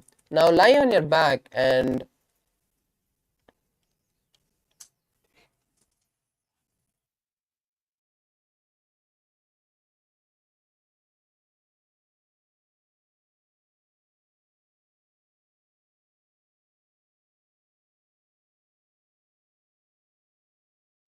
lay on your back with the knees flat on the mat and knees pointed upwards.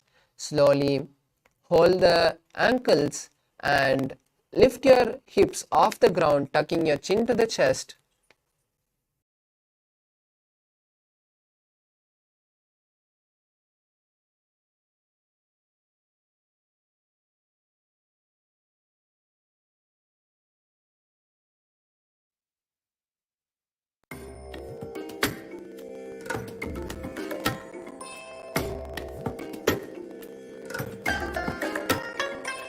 I bless you all.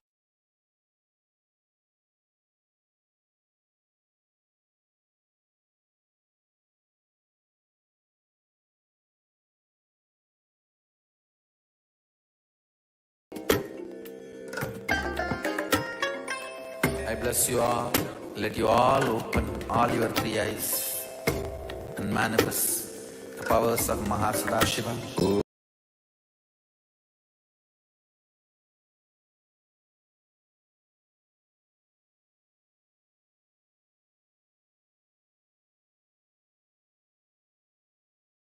Paramashivoham.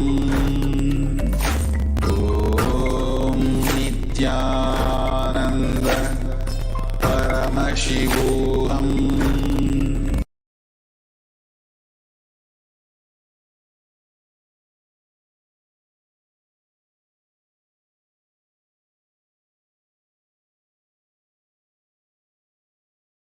प्रतिक्रियायुतं द्वन्द्वपीठ सर्वबलप्रदं गर्भिणीनां दुर्बलानामिति Gargi जगादनु. The next asana is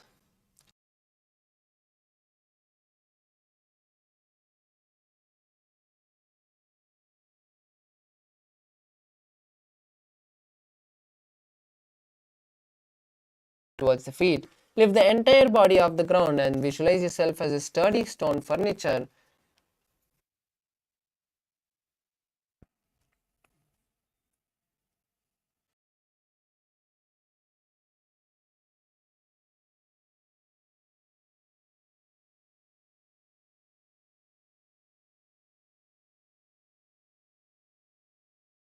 Pothanasana. Now lie on your back with the knees to the chest. Place the hands on the shoulders and move the hips in a circular motion. Visualize yourself as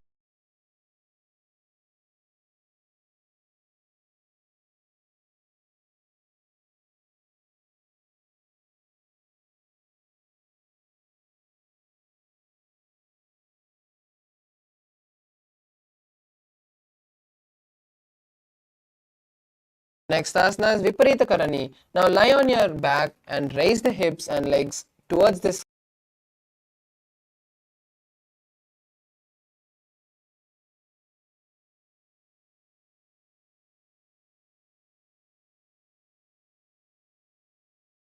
Start performing Murcha Kumbhaka, which is inhaling and exhaling through the Jalandhara Bandha. भूतले सशिरो दत्त्वा खेनये चरणद्वयं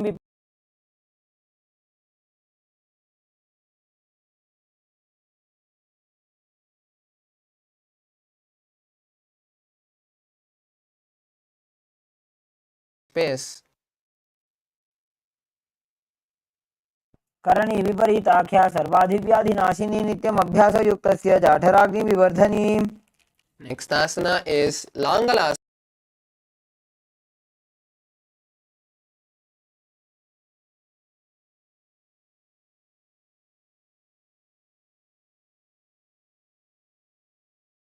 Flow.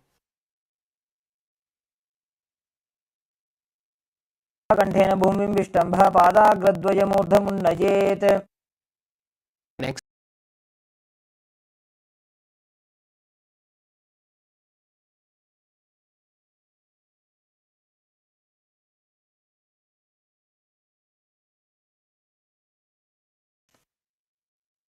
स्थानं शयित्वात् कुर्वीत शयितपश्चिमतानकम्. asana is Supta Konasana. Now, from the same position, slowly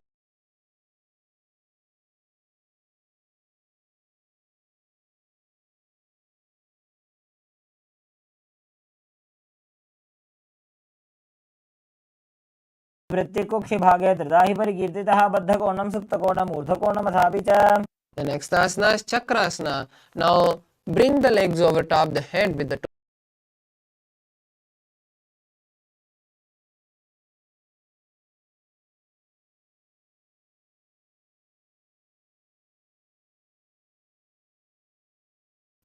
continue to perform Murcha Kumbhaka.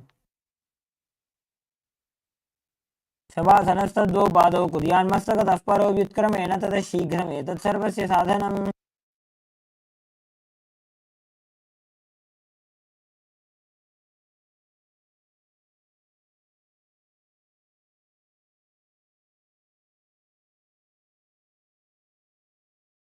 Open the legs wide as you visualize Swamiji in your inner space.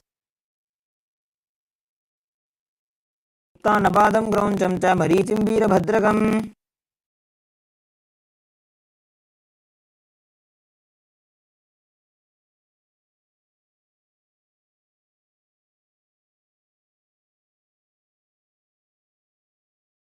Now lie on the back with the legs extended straight up.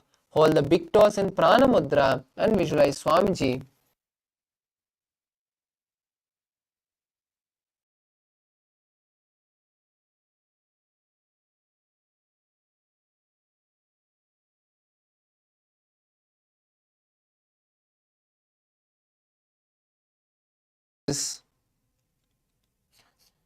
The next asana is Matsyasana. Now from Supta Padangushtasana, move the legs into Padmasana, lay on the back and hold the opposite elbows over.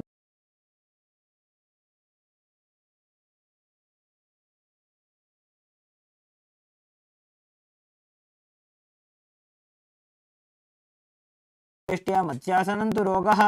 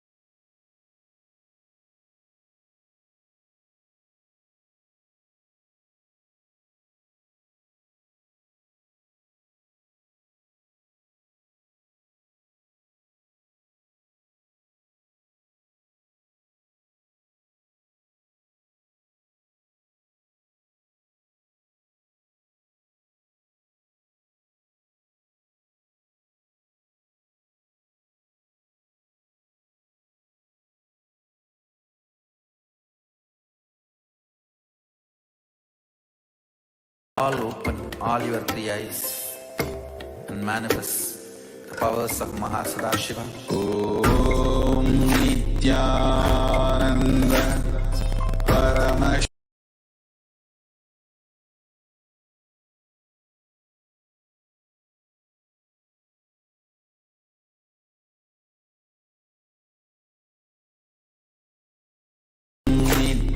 Nithyananda Paramashivoham. The next asana is Parashuramasana. Om Nithyananda.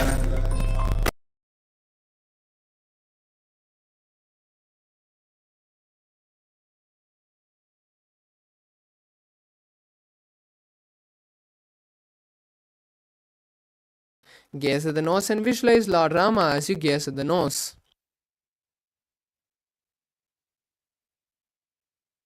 प्रथमकरे Padma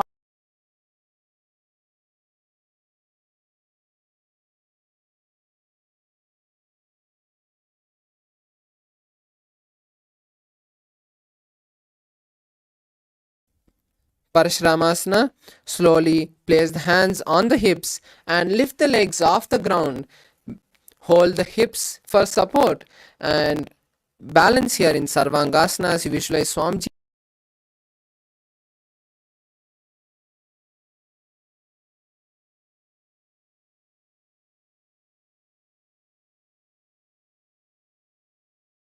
Asanas, Vrishchikasana. Now gaze at the third eye as you lay on your back and place one foot on the opposite thigh. Lift the other knee towards the head and extend both the arms above.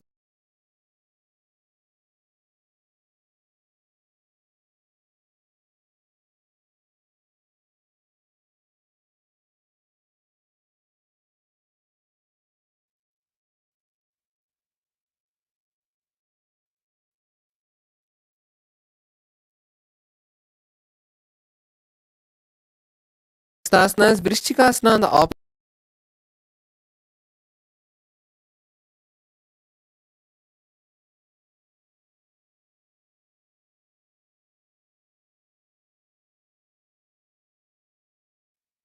मशेन सौधो शीर्षकेश की संधि सुदाखे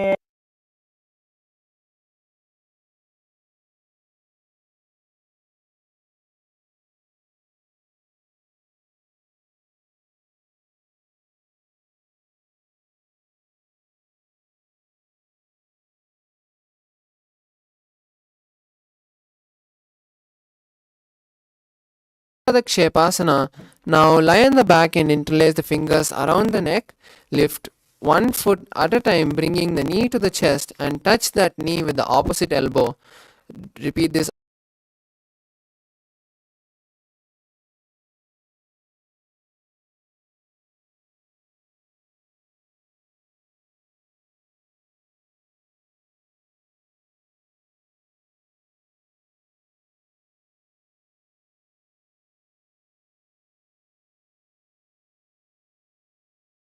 Asanas, Marotananasana.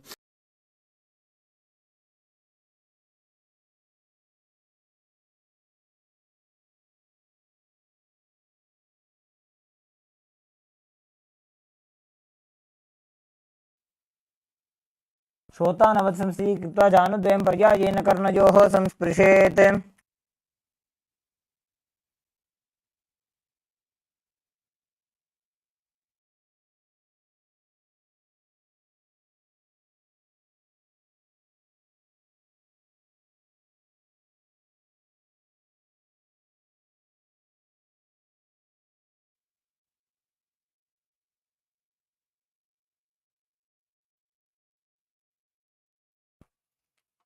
अथ उत्थानशयनं कृत्वा पादतलाभ्यां भूमिं धृत्वा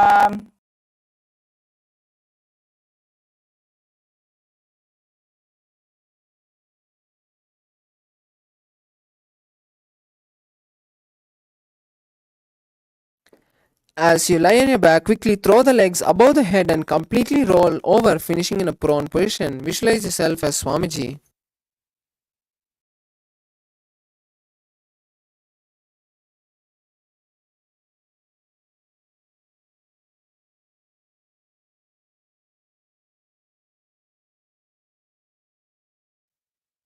As you lay on your belly with the toes extended back, place your hands on the ground by the shoulders, contract your lips and make the sound of a flute, whistling while inhaling.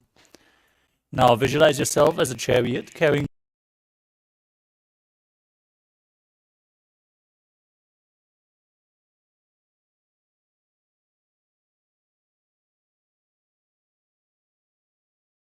भूमिमष्टम्भ The next asana is Dehalyulanganasana. Now push your body up into a plank position and start jumping your feet.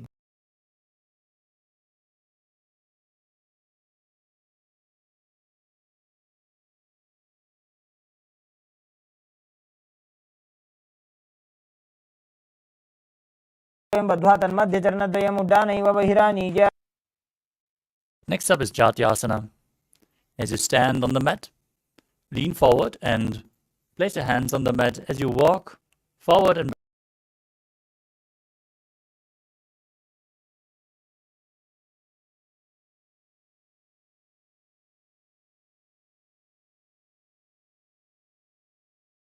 on to Lolitika Karana.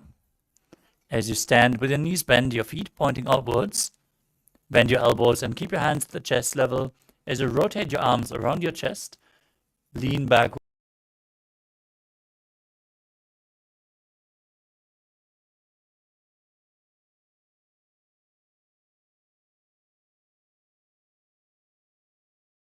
Asana, Sadapasana. Now stand straight on the mat as you tie your feet with a rope. Keep your hands at the side of your hips, elbows close to your body. As you visualize your Kundalini Devi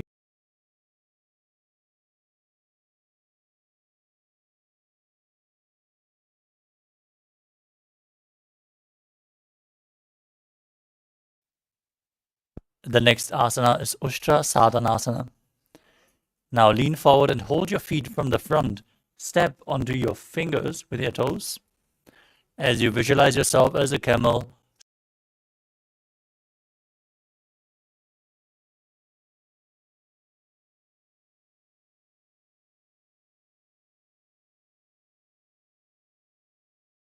same position, hold your feet from the outside and visualize yourself as a horse as you walk around on the mat. प्रदेशेन भूमौ निधाय उपरि पादतले संस्थाप्य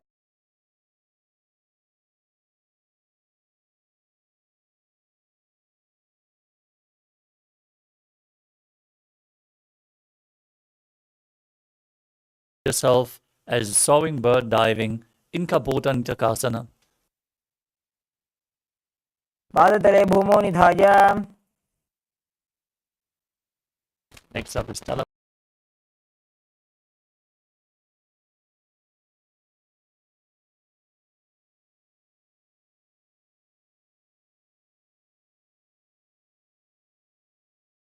As you visualize holding a bouquet of flowers and offering it to Paramashiva.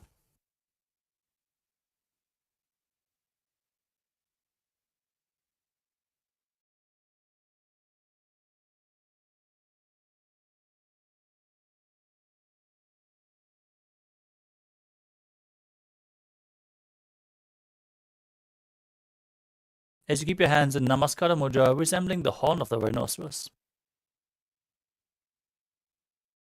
दशरथमासनं कृत्वा पादतलाभ्यां भूमिं धृत्वा. Next up is the Uttanottanam. You can hold weights if you want to intensify this asana. As you sit down all the way or as low as you can towards the ground and then stand back up again and again. Gaze towards your nose and visualize Swamiji in your inner space. पुनः पुनः उत्थातव्यम् असितव्यम् इति उत्थानोत्थानं भवति. Next up is Musalasana. As you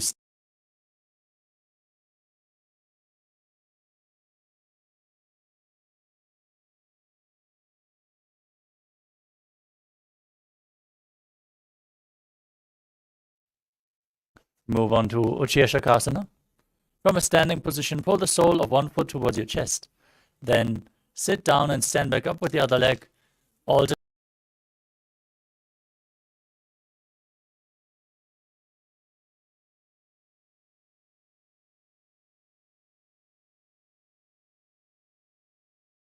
Janukarana. Now stand and keep one leg slightly bent with the toes pointing outwards. Bend and lift the opposite knee towards your chest and circle it with the respective arm with a hand and a fist. Place the other hand on the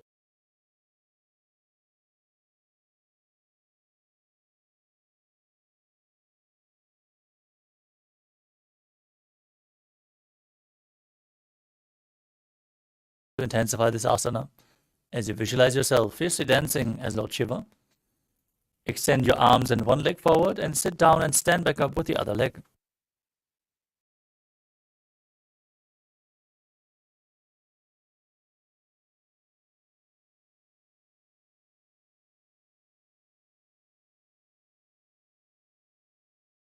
Like a rod with your hands by the side. Visualize yourself being blessed by Lord Brahma. ब्राह्मणासनमावक्ष्ये यत्कृत्वा ब्राह्मणो भवेत्.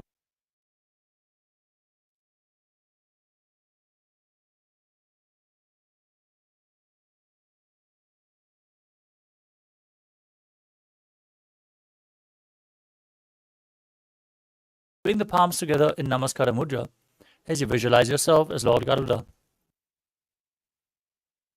उत्तानकूर्मपीठं च सिंहद्गारुडमेव च वातायनं गोमुखं.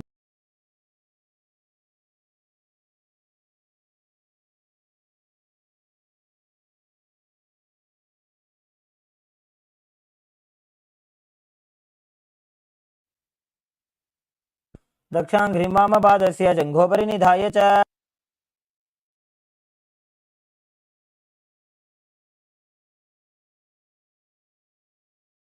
The next asana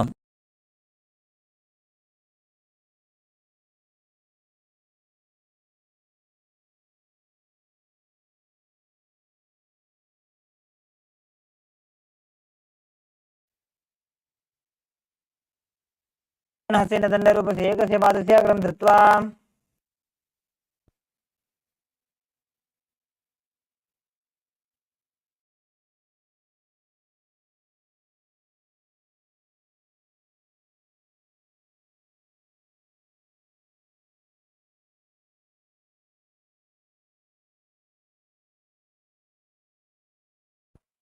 ग्रीवायां पादं संस्थाप्य स्थातव्यम् उत्थातव्यं त्रिविक्रमासनं भवति.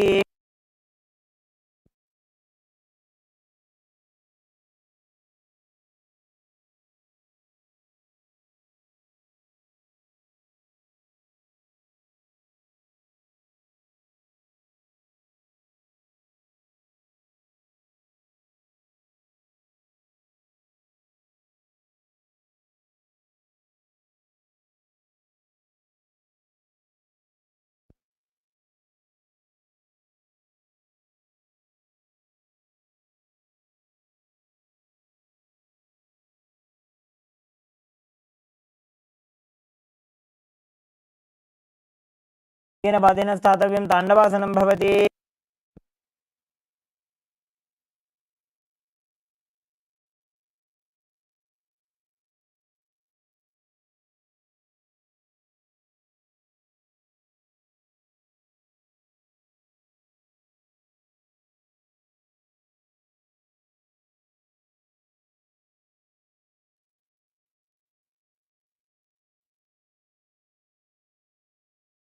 उत्तानकूर्मपीठं च सिंहद्गारुडमेव च.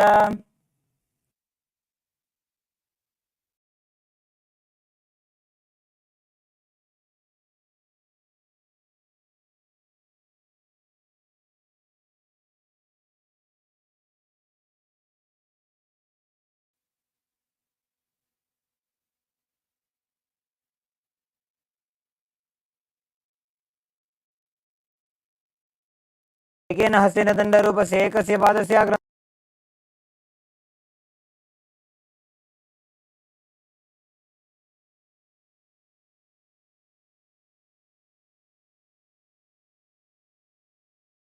into the Vikramasana. एकेन पादेन स्थातव्यम् उत्थातव्यम्.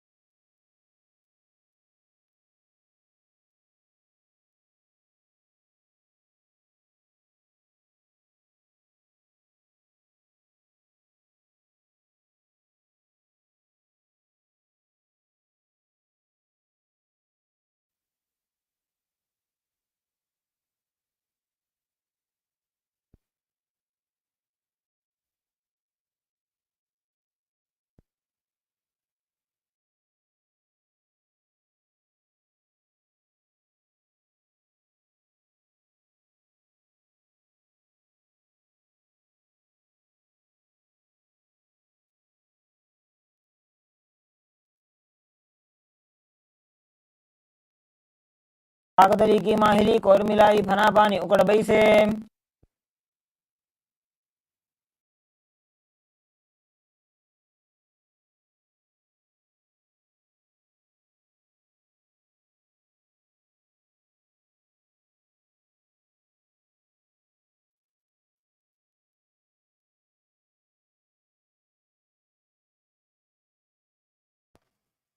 वार्षिद्वय मिल्या सितम नितम बमजान प्रदेश आनीज्य।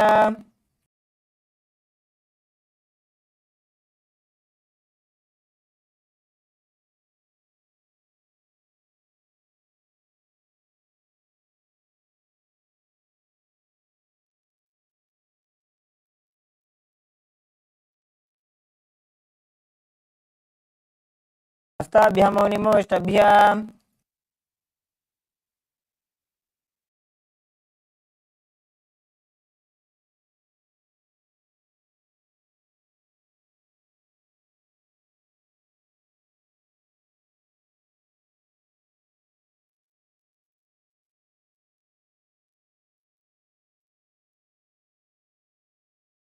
आसन को गुण कपाल आछो होई।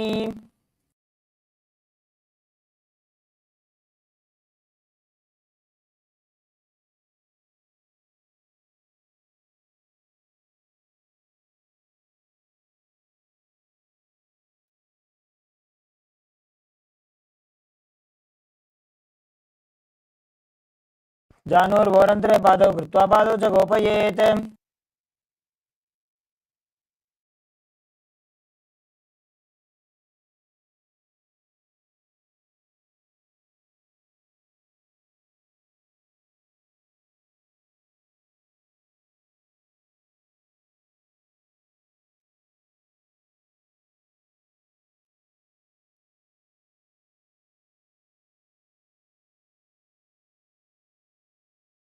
सप्तचक्ररक्ष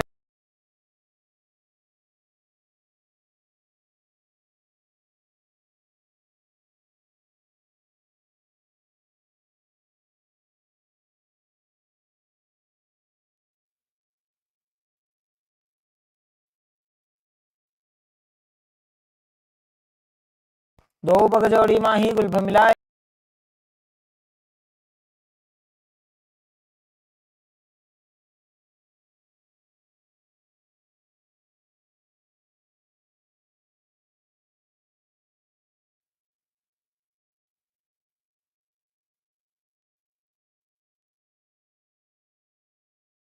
निजम शयनम कुरपर पार्श्वभागायामूर्धकृत्य।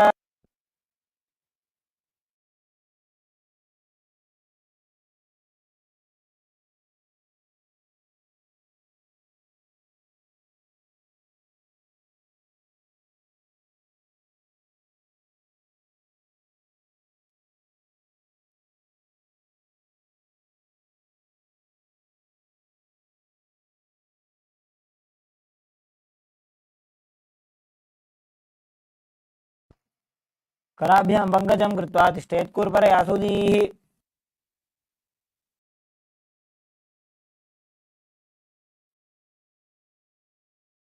अर्ध्यासनो स्थित्वा हस्ततलाभ्यां भूमिं धृत्वा।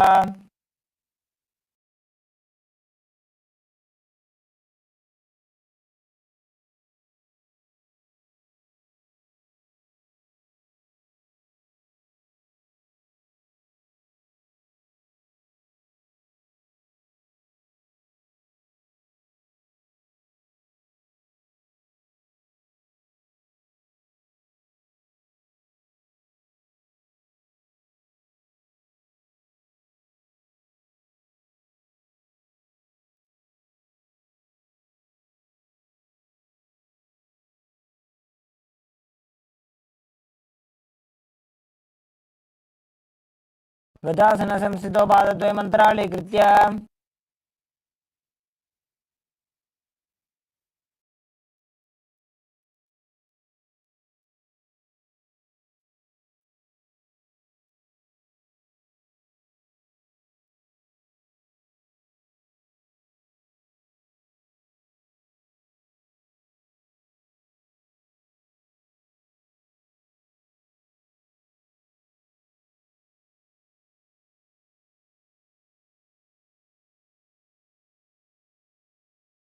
मुखो अंगुलिर्बद्ध्वा हस्तयोर्मध्यात् सर्वमंगम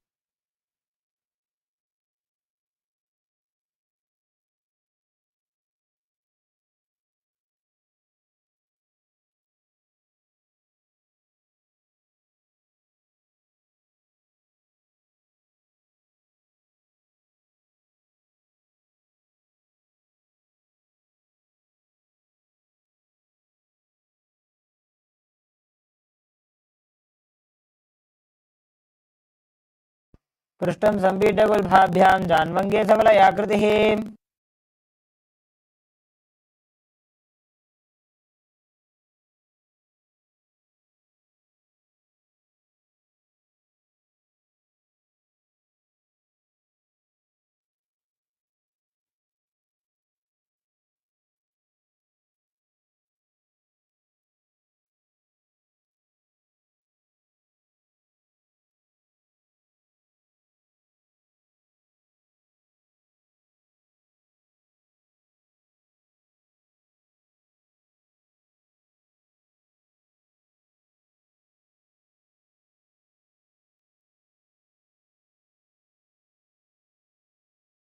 दो फणा पानी होए वैसे एडी में लरकदा निवैसे समशरीरनी का ठहरावे नासा अग्रदृष्टि को ल्यावे।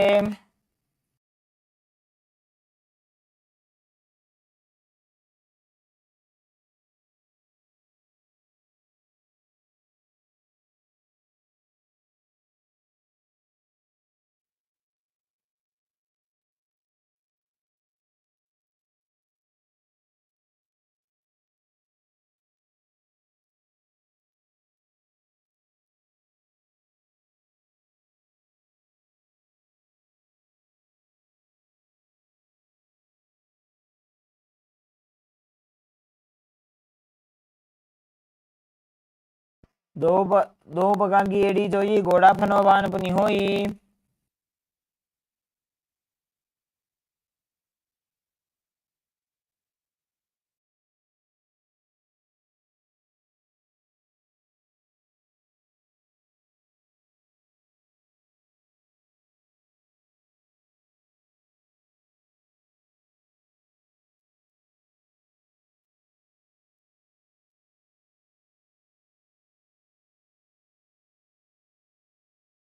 दो पगदली संपटाने तिनकी पृष्ठी भूमि पर इटान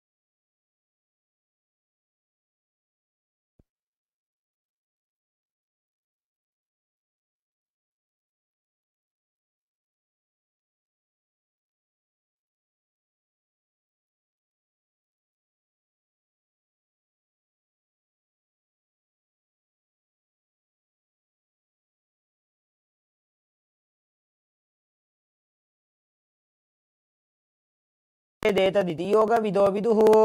Next asana.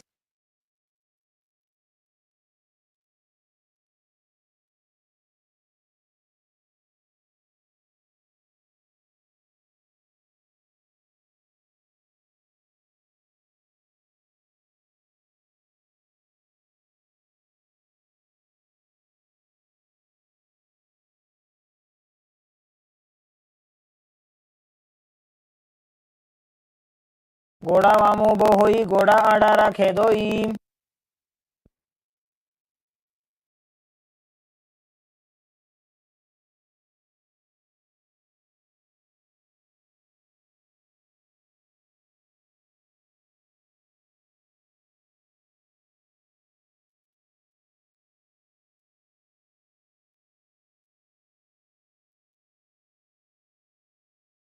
मेरुदंड ग्रंथि दाढ़्य संपिपादयिषु पुमान्.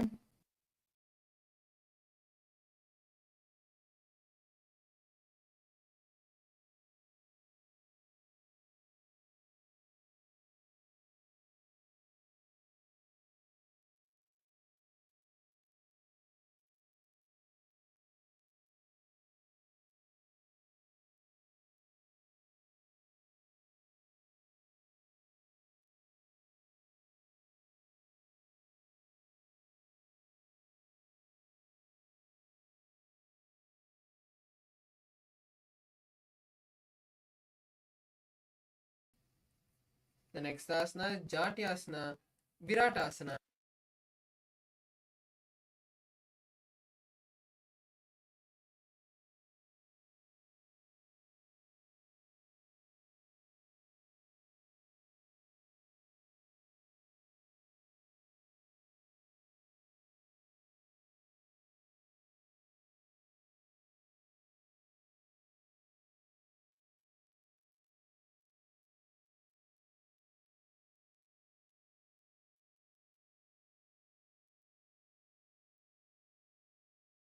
मेरुदंड ग्रंथि दाढ़्य संपिपादयिषु पुमान्. The next asana is Varasana. Now come to a kneeling position with the toes tucked. Hold the arms, opposite arms, elbow, and visualize being blessed by Paramashiva with a boon. Gaze at the nose in Shambhavi Mudra and continue to perform the Ujjayi Kumbhaka.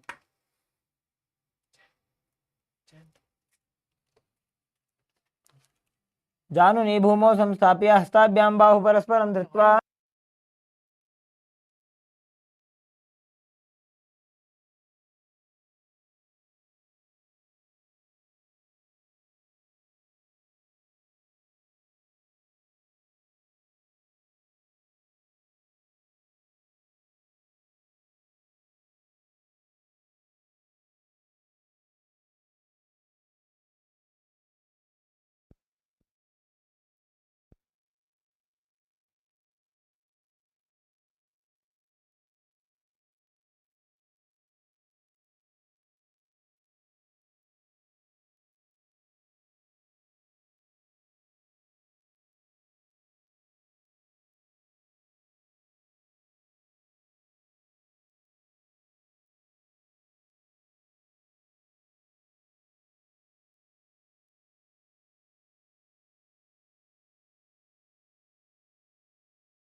चंद्रं भेदनानि आसनानि निकथ्यते.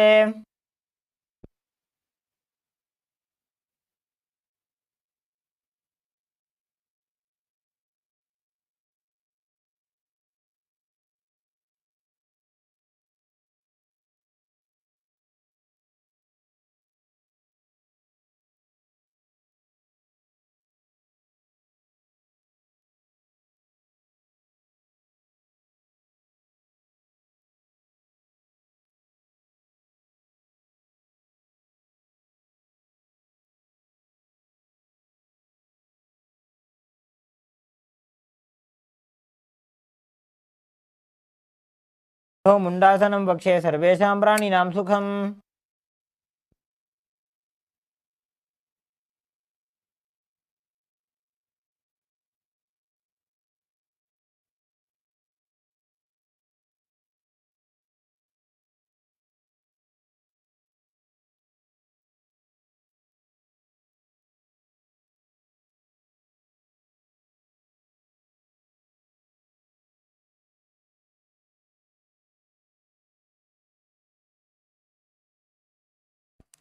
प्रथम पगदली समटारावे कोरमा हिली उभे मिलावे. The next asana.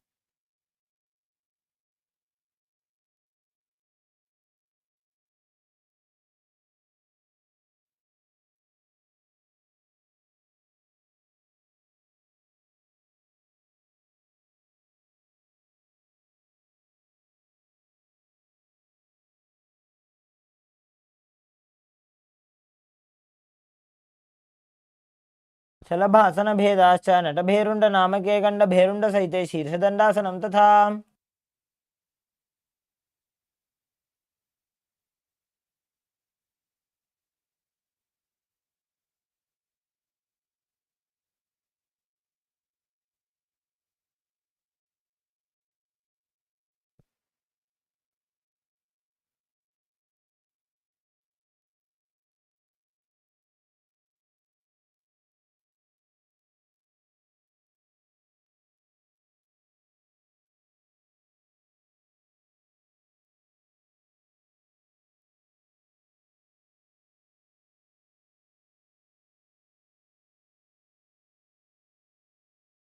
कपालं भूमो निधाय ऊर्ध्वं पादो नजेत्.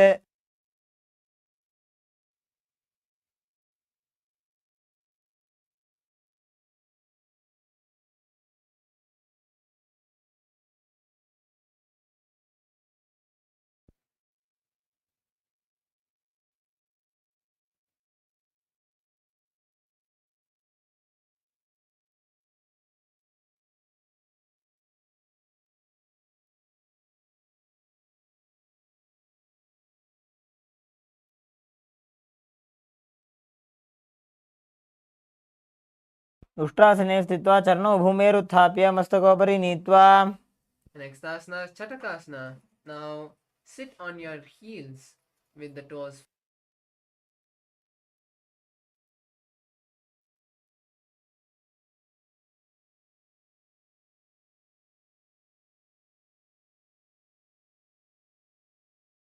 कूर्परपर्यन्तौ हस्तौ धरामोष्टभ्याम्.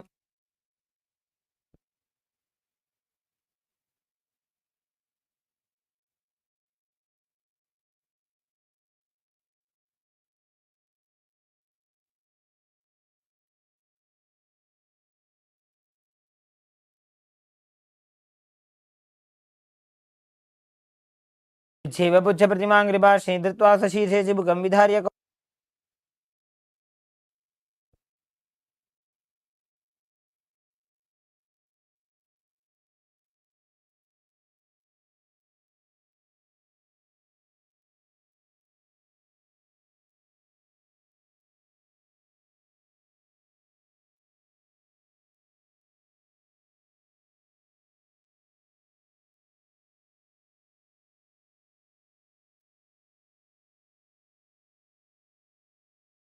यामे कुल्पे पादमूले वामभागे पदेतरम्.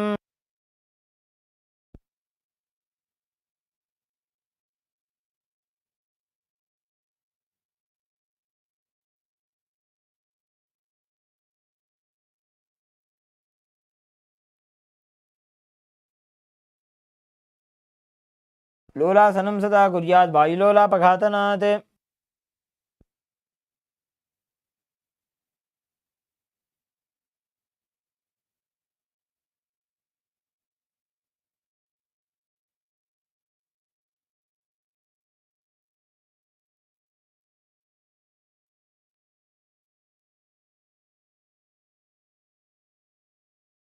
यामे गुल्फे पादमूले वामभागे पदेतरम्.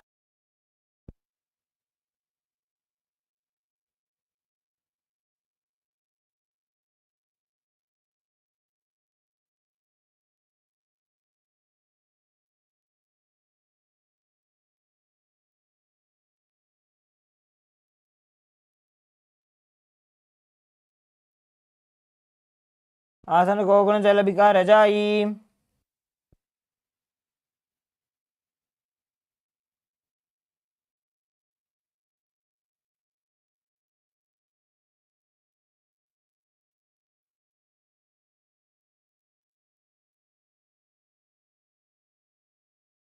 हाथ तले भूमौ संस्थाप्य जान मध्ये कूर्परौ स्थाप्य.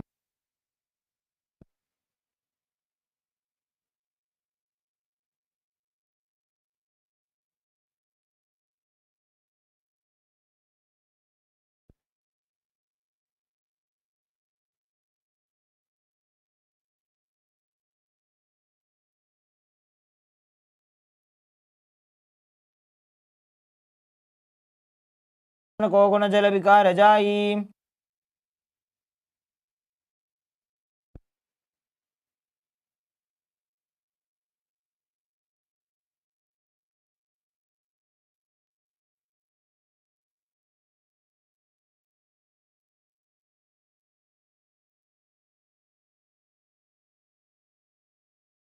युजास्पिजोस्ति यत ऊर्वजानु यत्रासने पादतलद्वयोपरि।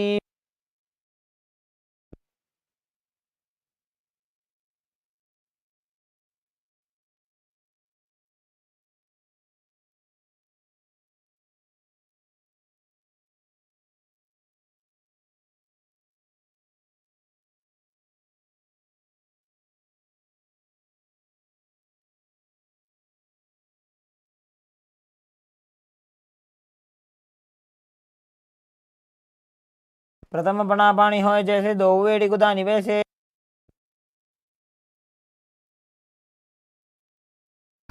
Part, place the hands under the soles from the feet, under the soles of the feet with the palms down. Keep the arms straight and visualize your ability to live from air alone as you continue to perform Antaranga Kumbhaka. दो हाथ भूमि पर टाने कहनी जाड़ी ना भी लगाने। The next asana is Padukasana. Now stand up and slowly bring the hip to the knee level. Place the hands underneath the soles and wrap the legs with the palms. Visualize yourself wearing padukas and walk front and back in your mat. हस्ततलयोः पादतले कृत्वा तिष्ठेत् गच्छेत् पादुकासनं भवति। Asana is Kukkutodhana. Now place your palms on the mat and rest both the feet upwards. Raise both the feet upwards into the air and let them fall back down. Repeat this again and again as you visualize yourself as a rooster. हस्ततले भूमौ कृत्वा पादतले चोर्ध्वमुड्डानं कृत्वा। The next asana is Viparita Nrittasana. This is an inverted asana, so you can take the support of a partner. Now place your hands on the mat and kick your legs upward into a handstand. Balance there as you start moving your two legs like dancing. Visualize yourself free from all patterns.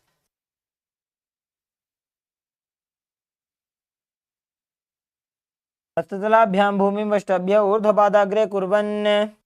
The next asana is Kanjarasana. Now separate the feet and place one palm down on the mat with the other arm straight. Bring the opposite hand and be stable.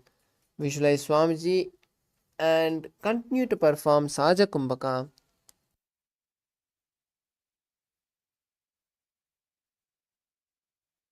अथ पक्षे Mahadev कुञ्जरासनमुत्तमम्। The next asana is Kunjarasana on the opposite side. Now separate the feet and place the one palm down on the mat with the other arm straight. Bring the opposite hand to the head and be stable. Visualize Swamiji in your inner space. अथ पक्षे Mahadev कुञ्जरासनमुत्तमम्। The next asana is Kadambasana. Now sit on the ground with the feet flat and the heels close to the body. Hold the respective ankle and lift the feet off the ground. Visualize yourself as a Kadamba tree, a tree that promotes a long and pious life. पार्श्वेभ्यां भूमिं वष्टभ्य हस्तद्वयेन गुल्फौ। Next asana is Pavana Muktasana. Now sit with the heels at the perineum and the knees to the chest. Hold the knees with the hands and press them towards the chest as you visualize the excess vata being released from your body. द्वयोस्तु पादयोः पाणिं लात्वा स्वस्थनितम्बके।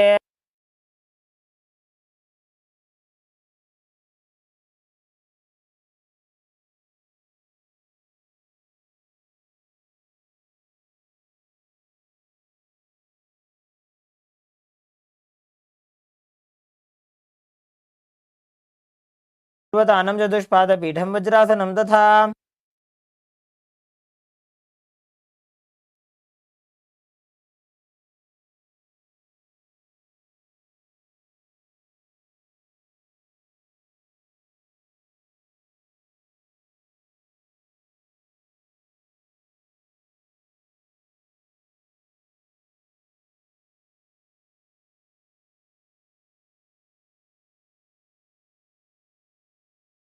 पादाङ्गुष्ठौ तु पाणिभ्यां गृहीत्वा श्रवणावधिम्।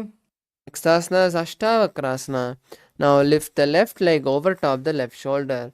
Bring the right foot across and hook it on top of the left foot. Lean forward and down while extending the left leg out. Keep the left lift up and chest as you find balance. Visualize yourself as a flying crane. वासिष्ठमतकौण्डिन्यमूर्धकुक्कुटमेव च। Next asana is Pranasana. Now place the right foot on the left thigh and bring the left foot flat on the ground. Have the left shoulder underneath the raised left leg and place the hands flat on the ground. Visualize yourself as immortal and gaze at the third eye in Shambhavi Mudra.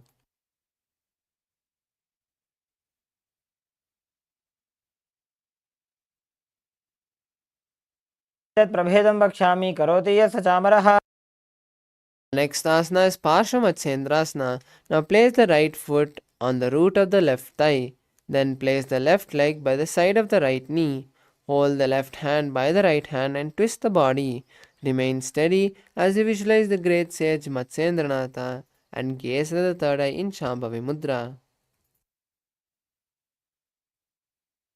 पार्श्वाभ्यां धृत्यते यास्तु पार्श्वमत्स्येन्द्रमुत्तमम्। Asana Chakorasana on the opposite side.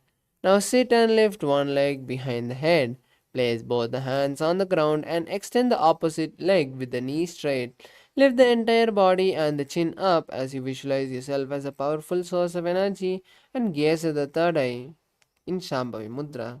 पूर्वतानं चतुष्पादपीठं वज्रासनं तथा। The next asana is Dhanurasana 2. Now sit on the ground and hold the right toe with the index and middle fingers. Pull the foot to the right ear. Extend the left leg out, holding the foot with the left hand. Visualize yourself as a bow and continue to perform Sahaja Kumbhaka. पादाङ्गुष्ठौ तु पाणिभ्यां गृहीत्वा श्रवणावधि धनुराकर्षकाकृष्टं धनुरासनमीलितम्। Next asana is Ashtavakrasana. Now place the right leg over top the right shoulder and bring the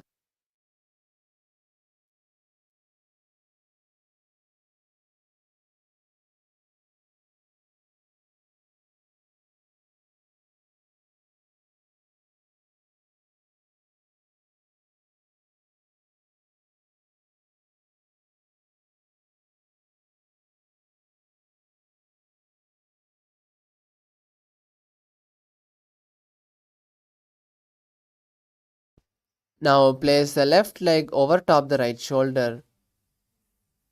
Lift the right leg over top the right shoulder and bring the left foot across and hook it on top of the right foot. Lean forward and down while extending the left leg out to the right side as you lift the head and chest off the ground. Visualize yourself as a flying crane and continue to perform Sahaja Kumbhaka. वासिष्ठमथ कौण्डिन्यमूर्धकुक्कुटमेव च अष्टावक्रमथोत्तानं मयूरं सेतुबन्धनम्। The next asana is Pranasana. Now place the right foot on the left thigh and then bring the left foot flat on the ground. Have the left shoulder underneath the raised left leg and place the hand flat on the ground. Visualize yourself as immortal and continue to perform Sahaja Kumbhaka.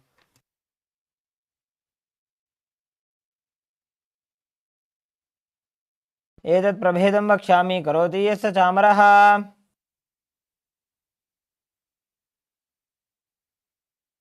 Next asana is Parshamatsendrasana. Now place the right foot at the root of the left thigh and then place the left thigh by the side of the right knee. Hold the left leg by the right hand and twist the body, remaining steady. Visualize yourself as the great sage Matsendranatha and gaze at the third eye in Shambhavi Mudra. वामोरुमूलार्पितदक्षपादो जान्वो बहिर्वेष्टितदक्षदोष्णा। Next asana is Ardha Paschimottanasana. Now keep one leg straight and press the other leg to the perineum with the heel. Bring the chest forward and down, holding your front foot with both the hands. Visualize Swamiji in your inner space and perform Jivachala Kumbhaka, which is inhaling and visualizing the prana spread all over your body and then exhaling. एकं पादं प्रसार्य एकं पादस्य पार्श्वना Seoni सम्पीड्य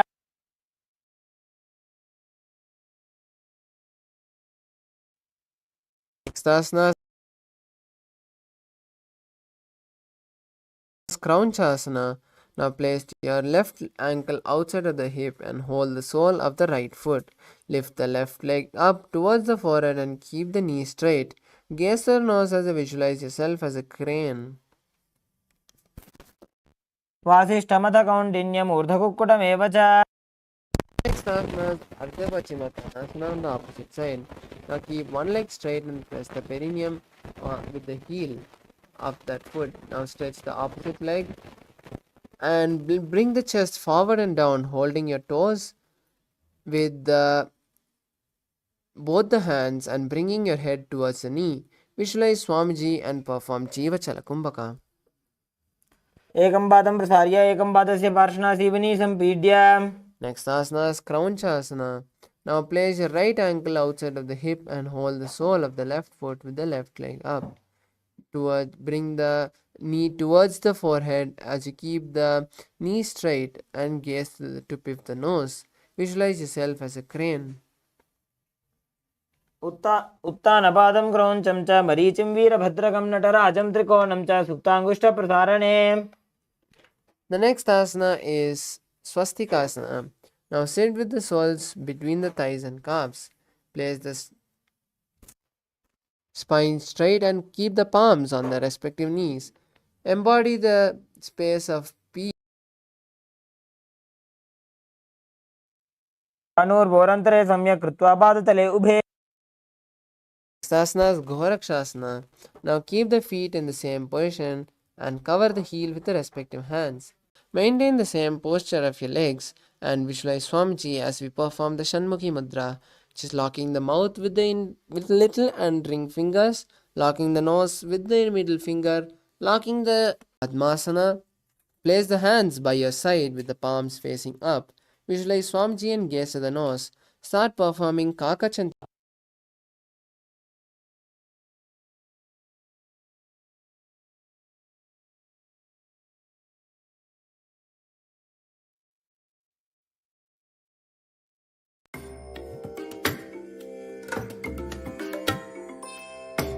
Down and lift the body off the ground, balancing on your hands. Visualize yourself as a rooster and your body.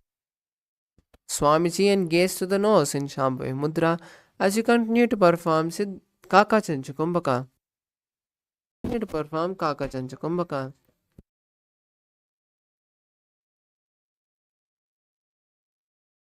कुक्कुटासने स्थित्वा स्कन्धपर्यन्तं मूरोनि नीत्वा And interlace the fingers.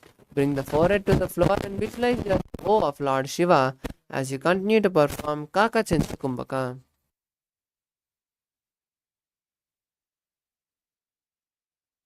Padmasana, insert both the hands to the thighs and calves. Bend the elbows and hold the respective shoulder as you visualize yourself as the tortoise. Continue to perform Kakachanchukumbhaka.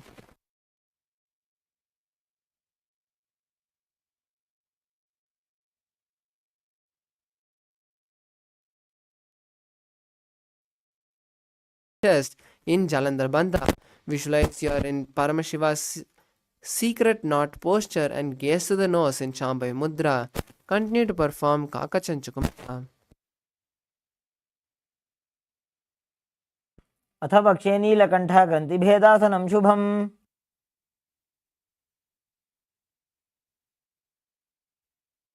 Next asana is Uttana Kurmasana. Now from this posture, slowly lie on your back. Roll on your back. Continue to hold the respective shoulder and visualize yourself as a tortoise. Perform the Kakachanchukumbhaka and gaze to the nose in Shambhavi Mudra. कुक्कुटासनबन्धस्थं कराभ्यां धृतगन्धरम्. Asana is Pangu Kukkutasana. Now come roll back up. Keep your legs in Padmasana. Place both the hands through the gaps of your thighs and calves and hold your hand with one hand, lifting your body off the ground on just one hand. Visualize yourself as a rooster.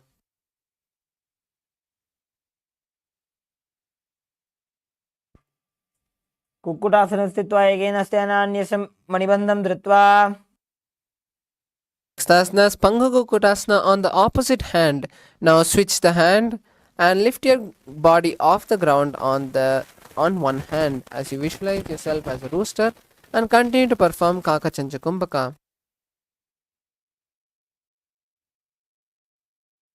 Kukkutasana स्थित्वा एकेन हस्तेन अन्यस्य मणिबन्धं धृत्वा As Granthi Gridrasana.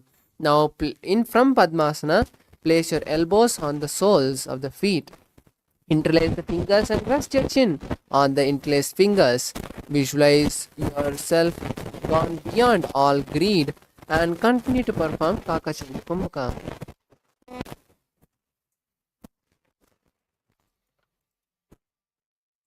जानोर्भोरन्तरे पादौ उत्तानो व्यक्तसंस्थितौ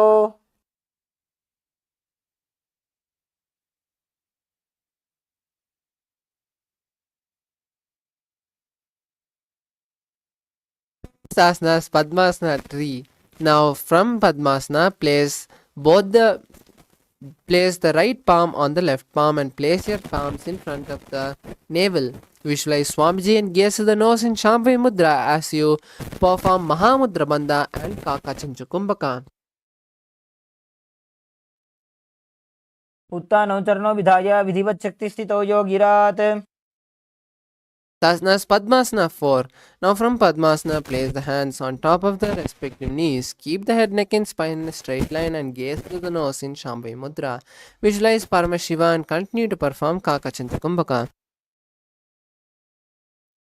तत् पद्मासनं कुर्यात् प्राणवायुप्रसिद्धये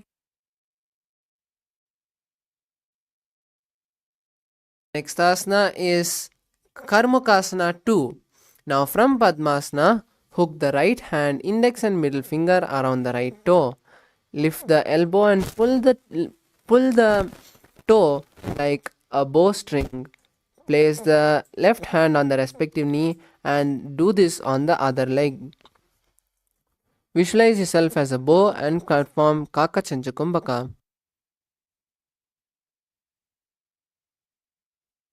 अथान्यासनमावक्ष्य योगपूरकरक्षणात् Asana is Karmukasana 3. Now from Padmasana, push your legs more inside your thighs and wrap your hands around the back, holding onto the respective leg from the back. Visualize yourself as the bow of Paramashiva and perform Mahamudra Bandha as you gaze to the nose and continue to perform Kakachancha Kumbhaka.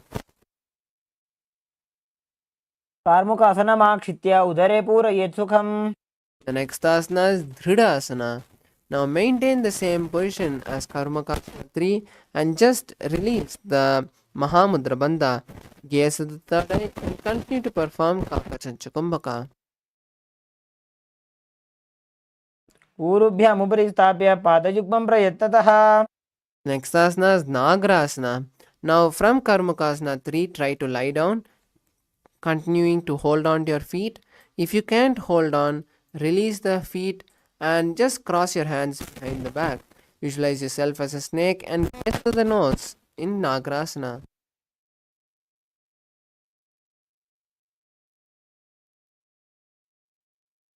प्रथम पद्मासन कोठाने द्वौ हाथ पाछाने आने Next asana is Kandukasana. Now lie down on your back and bring your knees to the chest. Wrap your legs and press your body, squeeze your body as you visualize yourself as a ball.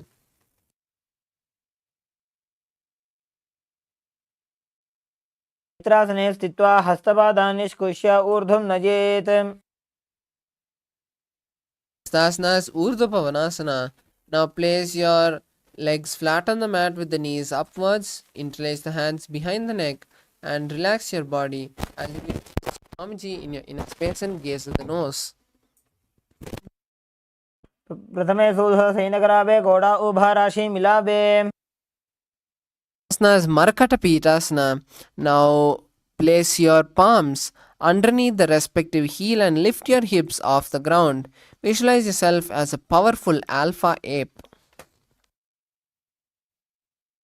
उत्तानशयनं पादतले उत्तानहस्तयोः स्थापयेत् The next asana is Utthana Shikihi Pitakasana. Now place your hands on the hip and lift your hip up extending the legs forward and straight. Visualize Swamiji and gaze to the nose. Sanghorubalahinaschet uttanashiki beetakam.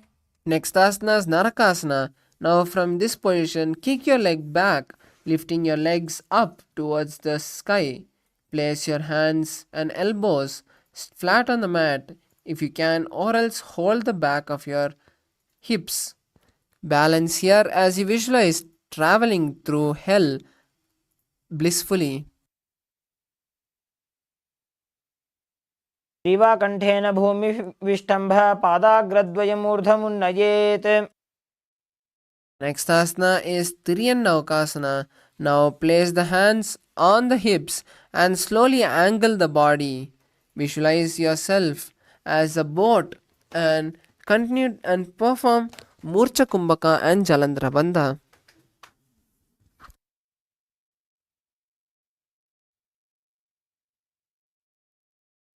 नौकावत् स्थित्वा ऊर्ध्वं पादाग्रद्वयं नयेत्. Next asana is Dvajasana. Now keep the upper back on the mat and place the legs up vertically. Keep the elbows on the mat if you can, or else hold the back of your hips. Visualize yourself as the Kailasa flag and continue to perform Murcha Kumbhaka and Jalandhara Bandha. तिर्यन्नौकावत् ग्रीवापृष्ठकोर्परैः भूमिं वष्टभ्य. Relax your body now. Now the last asana is Mritasana. Now lie completely relaxed and your hands by your side with the palms facing upwards. Visualize Swamiji liberating you and blessing you as you perform the Shakti Chalana Mudra, seeing the Kundalini travel from the root center to the crown center. Completely unclutched from all the movements and all the senses, visualize Swamiji intensely inside you.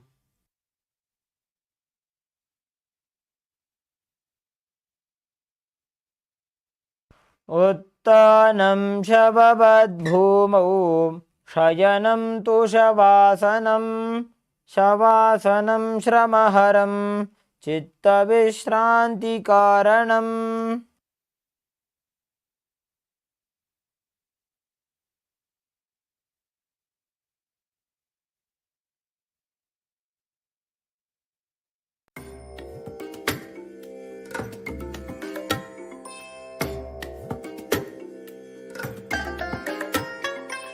I bless you all. Let you all open all your three eyes and manifest the powers of Mahasadashiva. Om Nithyananda.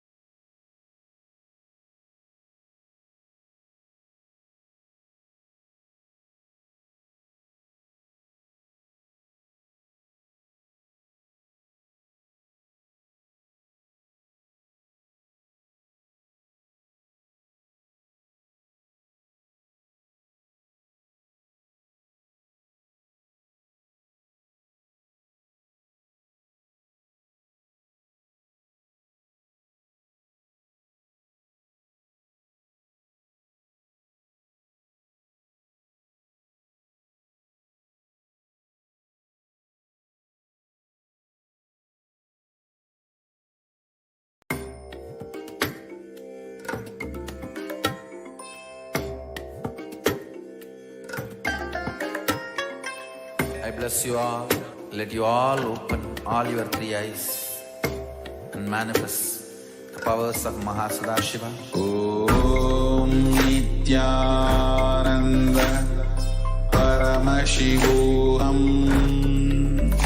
Om Nithyananda Paramashivoham.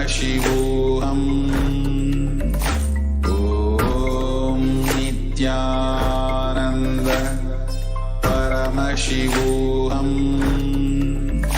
Om Nithyananda Paramashivoham. Om Nithyananda Paramashivoham. Om Nithyananda Paramashivoham. Om Nithyananda Paramashivoham. Om Nithyananda Paramashivoham. Om Nithyananda Paramashivoham. Om Nithyananda Paramashivoham. Om Nithyananda Paramashivoham. Om Nithyananda Paramashivoham. Om Nithyananda Paramashivoham. Om Nithyananda Paramashivoham. Om Nithyananda Paramashivoham. Om Nithyananda Paramashivoham. Om Nithyananda Paramashivoham. Om Nithyananda Paramashivoham. Om Nithyananda Paramashivoham. Now slowly come back to your body. Start shaking your legs and hands. Come back to your body as you slowly bring your knees and legs to your chest. Wrap them around with your hands. Rock from side to side. Slowly come to a seated position. We have completed successfully the 308 asana sequence, the Dvitiya Vinyasa Krama. Now that we have completed this sequence, the Kundalini in our body is highly awakened and the prana energy in us is also very high.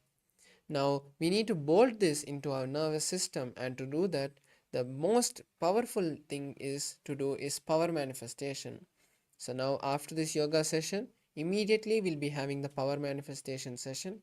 So just quickly grab some water if you need, and your eye band and a paper and pen for this power manifestation session. After the yoga, do not go and start refreshing up and getting ready for the next sessions. After the power manifestation, you'll have a break where you can do that.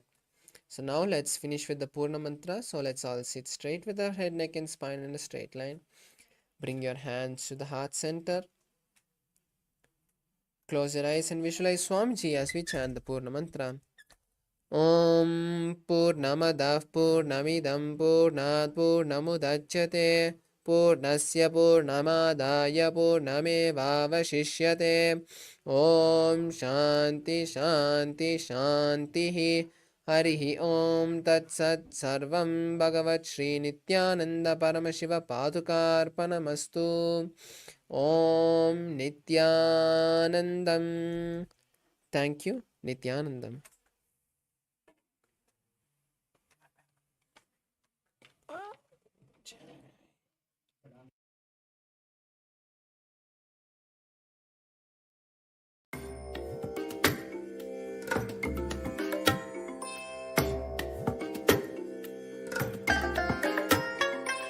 I bless you all. Let you all open all your three eyes and manifest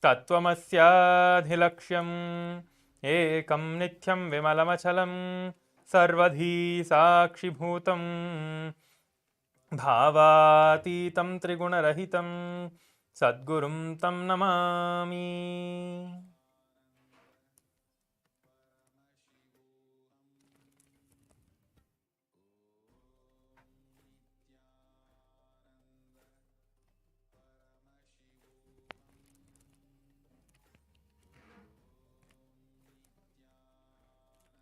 Yes.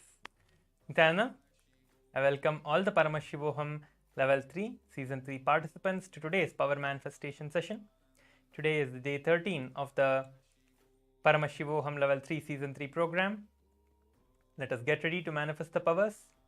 We have just experienced the Prathama Vinyasakrama and the Dvitiya Vinyasakrama Yoga and established ourselves in the space of oneness with Swamiji Paramashiva himself to manifest the powers of Paramashiva.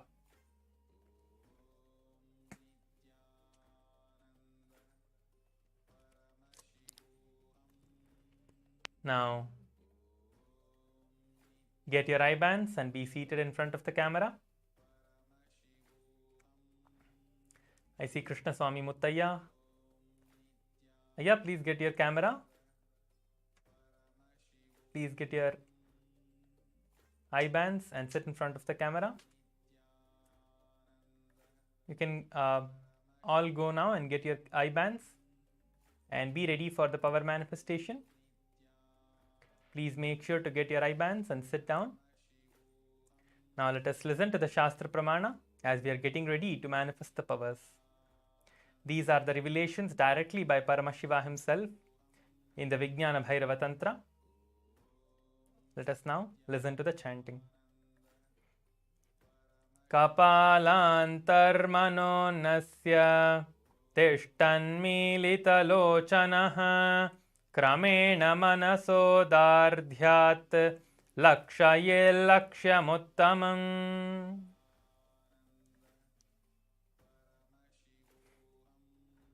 Yes, these are the direct revelations by Paramashiva himself for the power of the third eye reading. Let us now enter into the power manifestation. I request all the participants to now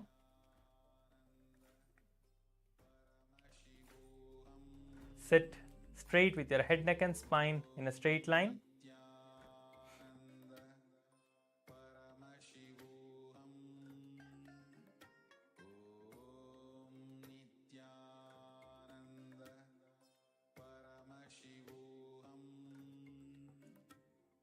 Yes, I see Sri Nitya Krishna Priyan is ready for the power manifestation. Jinjay Wang, please tie your eye bands now. Make sure to close your eyes.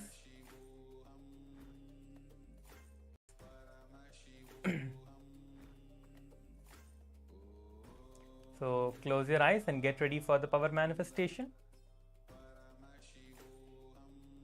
Sit straight with your head, neck and spine in a straight line and start chanting the Mahavakya intensely,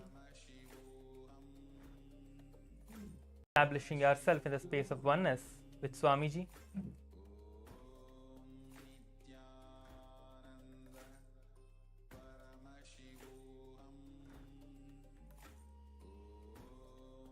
Now, project it.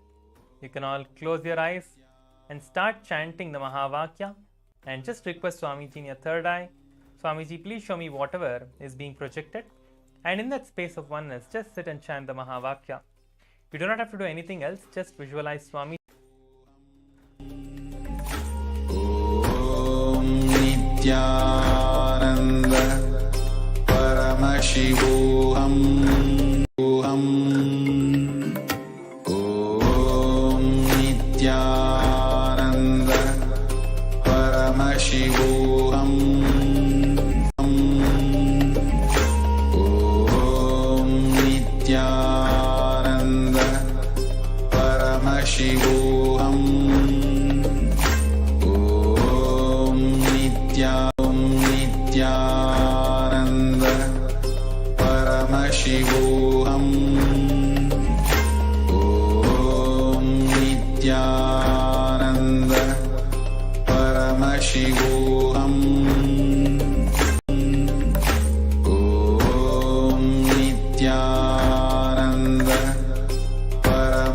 Paramashivoham. Om Nithyananda Paramashivoham. Om Nithyananda Paramashivoham. Om Nithyananda. And slowly open your eyes. All of you can relax now and take your eye bands off and open your eyes. You have successfully manifested the first round of the power manifestation. We have now done the first round of the third eye reading. Take your eye bands off and relax. Now, type your answers in the Zoom chat. I request all the participants who are in the Zoom to type your answers in the Zoom chat and post it so that we can see. I'll be reading out your comments. Please post your answers in the Zoom chat. Do not feel that, okay, I might not have seen, I might have seen, whatever thought currents you're having. Drop all of that and just post your answers in the Zoom chat. Do not worry about it. Do not think that, okay, I might, this is the answer, that is the answer. Just share your answer. Okay. Srinitya Krishna Priyan is saying Z. Okay. Junji Wang is saying A or G. Okay. Okay. Yes. Continue. I request all the participants who are doing the power manifestation, please post your answers.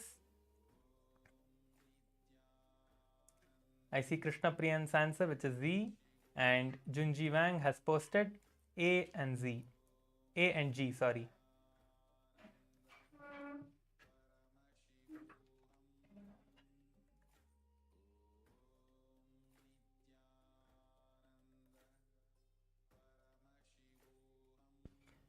Krishna Swami Muttaya has posted letter O. Okay. Xiang Feng has posted S and P. Okay. Now I'm going to be projecting in the, yes, now it's projected. It has the letter A. Yes, so Junji Wang, you got it right. Amazing. You're manifesting the power. So it's amazing, Junji Wang, you have manifested the power. Great. So the rest of you who also posted your answers, you are getting it. You are going to be manifesting more and more powers. So continue to manifest the powers. You are doing good. We are going to be manifesting one more round. So whoever has, felt that, okay, I might not have manifested, you have one more chance now. And we are going to be having throughout the day of the program, you are going to be manifesting the powers. So you can continue to, manifest and do the powers. So do not worry about it. So let us enter into the next round. Please close your eyes now again. We are going to be showing different alphabet. We are again going to be seeing another alphabet.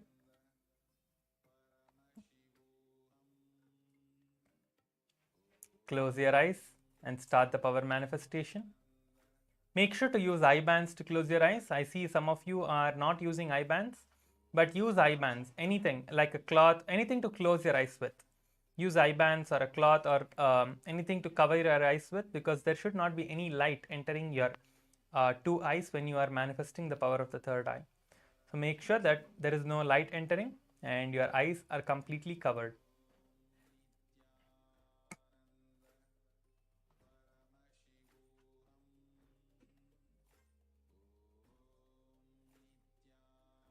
Keep your eyes closed. You're going to be projecting the next alphabet now. Intensely chant the Mahavakya in that space of oneness. Chant the Mahavakya and continue to manifest the power. The image is now being projected. Now the image is being projected to all of you. Continue to chant the Mahavakya and start manifesting the power.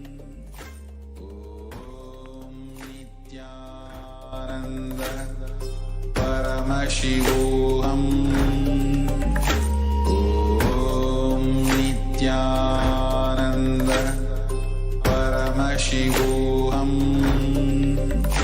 Om Nithyananda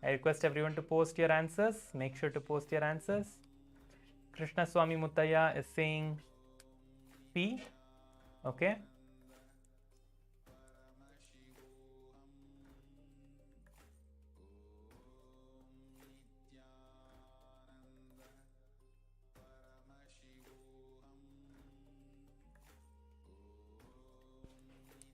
Yes.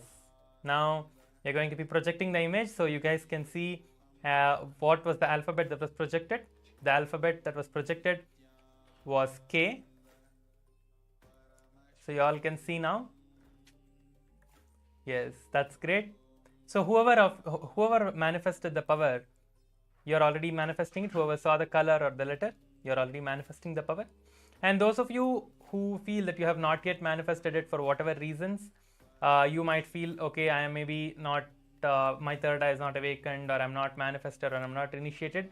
Do not think all of that. You are all initiated. The moment you just sit in front of Swamiji, you receive the initiation, you are ready to manifest the powers. Okay? You just have to make sure that you're doing it a few more times to manifest it. You all will definitely manifest the power. Do not worry. So now you guys can go ahead and share your experiences in the social media as well. So you all can see the image that was projected. It was K in golden color, the golden color K. So go ahead and share your experiences in the social media. With this, we come to the end of today's power manifestation. Let us finish with the Purna Mantra. Om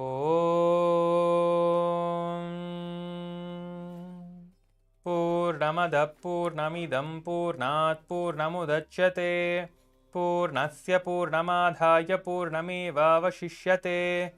Om Shanti Shanti Shanti Hari Om Tat Sat Sarvam Bhagavat Shri Nithyananda Paramashivapadukarpanamastu.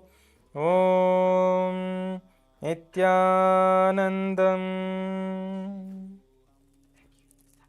Thank you everyone. Nithyanandam. We're going to be starting the next session shortly. Kindly stay tuned for the next session. Nithyanandam. Om Nithyananda Paramashivoham. Om Nithyananda Paramashivoham. Om Nithyananda Paramashivoham. Om Nithyananda Paramashivoham. Om Nithyananda Paramashivoham. Om Nithyananda Paramashivoham. Om Nithyananda Paramashivoham. Om Nithyananda Paramashivoham. Om Nithyananda Paramashivoham. Om Nithyananda Paramashivoham. Om Nithyananda Paramashivoham.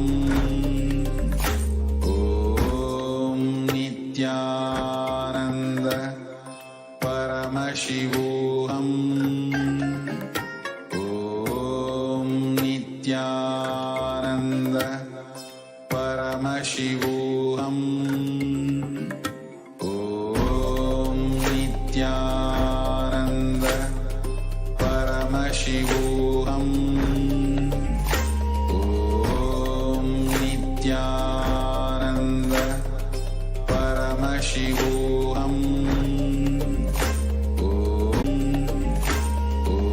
Om Nithyananda Paramashivoham. Om Nithyananda Paramashivoham. Om Nithyananda Paramashivoham. Om Nithyananda Paramashivoham.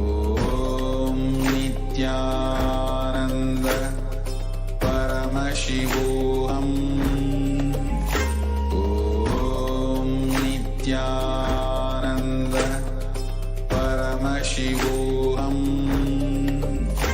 Om Nithyananda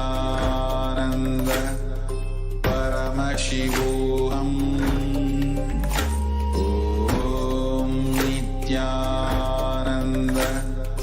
Paramashivoham. Om Nithyananda Paramashivoham. Om Nithyananda Paramashivoham. Om Nithyananda Paramashivoham. Om Nithyananda Paramashivoham. Om Nithyananda Paramashivoham. Om Nithyananda Paramashivoham. Om Nithyananda Paramashivoham. Om Nithyananda Paramashivoham. Om Nithyananda Paramashivoham. Om Nithyananda Paramashivoham. Om Nithyananda Paramashivoham. Om Nithyananda Paramashivoham. Om Nithyananda Paramashivoham. Om Nithyananda Paramashivoham. Om Nithyananda Paramashivoham.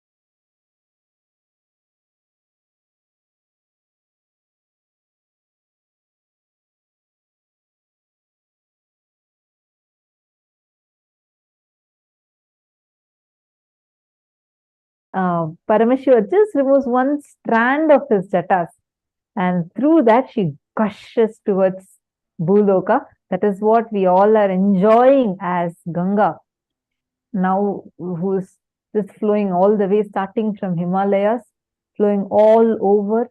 In India, you'll find so many kshetras, whether it is Haridwar, Varanasi, like all different most important places, temples situated around Ganga. So today we are going to be learning about her, experiencing her, and experiencing the qualities that she represents and she's embodiment of. So are you all ready? Shall we enter into today's sessions?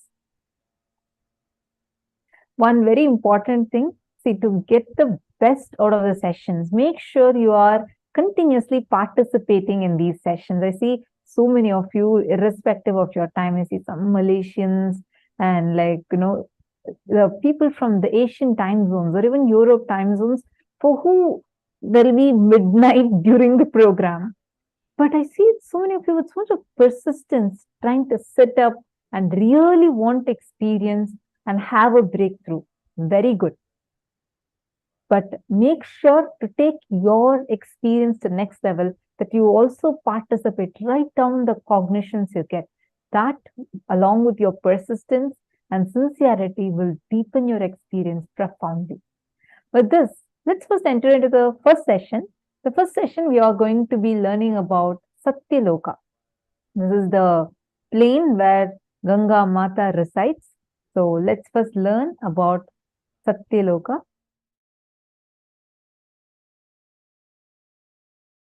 Paramashiva's message directly from Kailasa. Listen. Time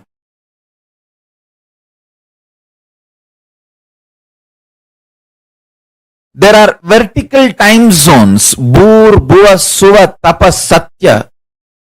The Satya Loka, where Brahma resides, there, one day of Brahmaloka is 4.32 billion human years. Understand?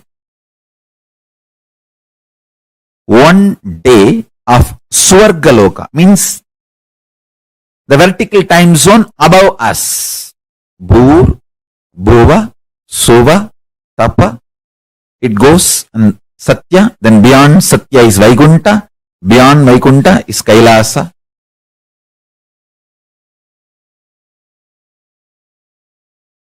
Below Atala, Vitala, Sutala, Talatala, Batala. Understand, I am not giving you some superstitious theories. No. I'll give you precise understanding and experience of these vertical time zones. And understanding about these vertical time zones as a direct utility for your day-to-day life.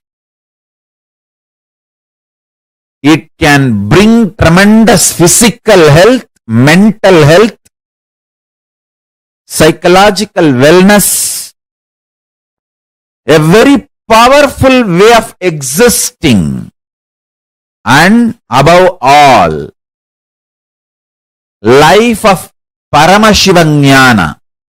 You can exist embodying the space of Paramashiva, state space of Paramashiva, and manifest powers of Paramashiva.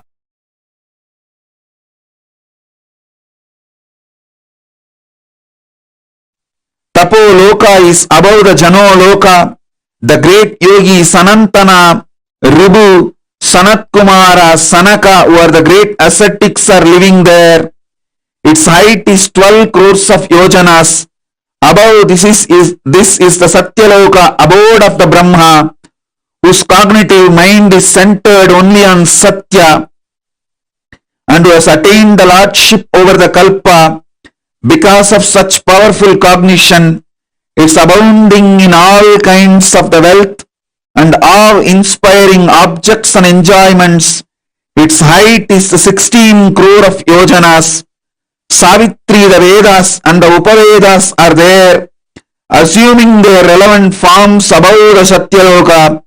There is abode of Vishnu, Paramapada, who subdued Madhu.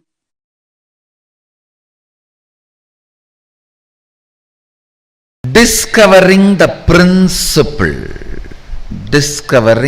principle on which all the universes function, all the dimensions and planes, 11 dimension, 14 plane, actually 3 planes fall in one dimension itself. One plane does not fall into any of the dimensions. 14 planes, 11 dimensions. All of them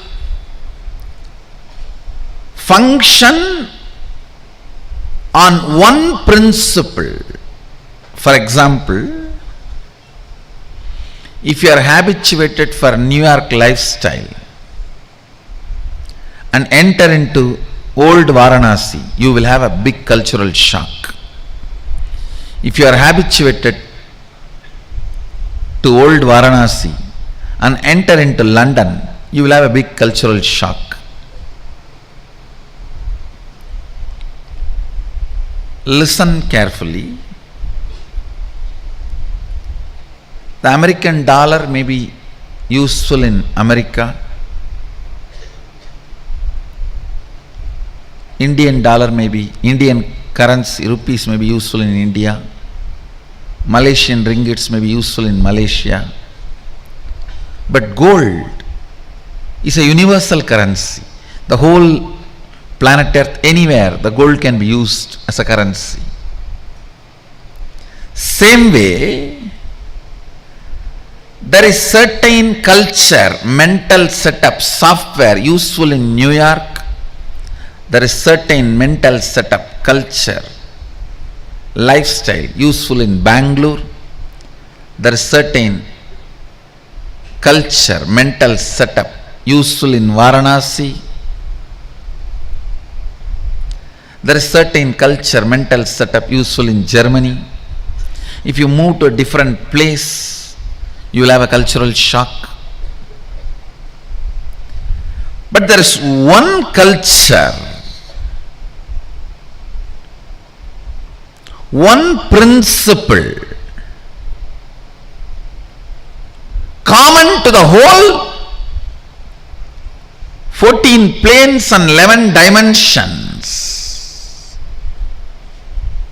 the whole Brahmanda. If you develop this one principle in you, you have a cosmic currency. You will not have shock in any of these planes. Any transition into any plane, whether you go to Pitruloka, Bhuloka, Bhuvaloka, Tapaloka, Tapoloka, it's called Satya Loka, Brahmaloka, Vaikunta, Kailasa, Goloka,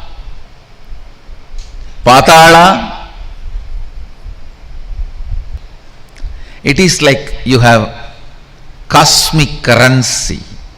That principle is oneness.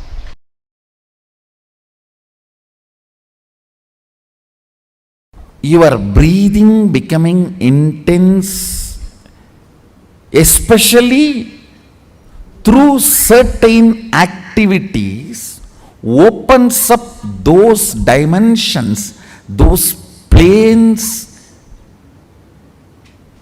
and your brain awakens the ability to have access to those dimensions. Listen.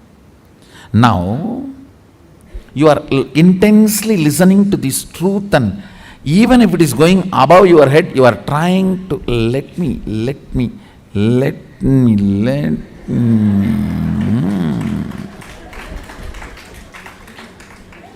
then your breathing actually gets into certain subtle flow, which is intense. Subtle don't think means shallow. No. In subtle breathing also it gets intense. During the puja, that subtle intensity happens. During the kirtan, raw intensity. During the yoga, a programmed intensity. Understand? Regulated intensity is yoga. Raw intensity is karana, kirtan. A subtle intensity is while during puja or during the satsang. Now, your breathing is getting subtle. It will go and hit a component in your brain which will open your ability to access Satya Loka.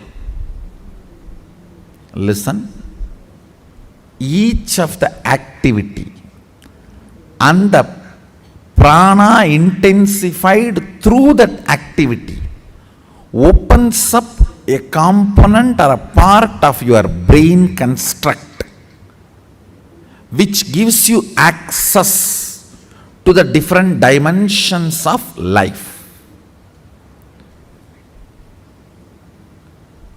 Your brain is constructed for this multi-dimensional access. Understand?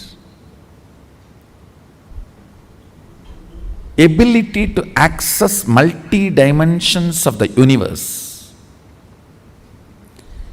is your nature. It is there with you. Just the breathing need to be intensified through different methodology to open up those dimensions so you can have access. When there is a heavy truth is told, still you have not completely cognized, but that does not mean you are not able to cognize. It is like a digestion is going on. It is like digestion is going on. It is there on your head like a funnel, it is going inside and you are. During that time, certain intense subtle breathing gets developed that gives you access to Satya Loka. I want you to know the strength of the life in you is strength of your breathing. When the breathing becomes intense, your brain's capacity to cognize all the other planes opens up. It is like cracking the code, cracking the passcode.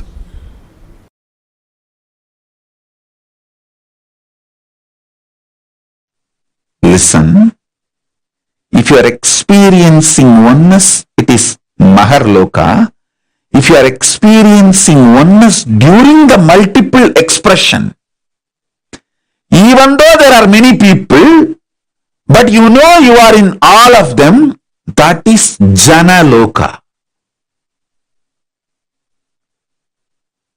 Even if you listen to these powerful cognitions, you will be irreversibly empowered.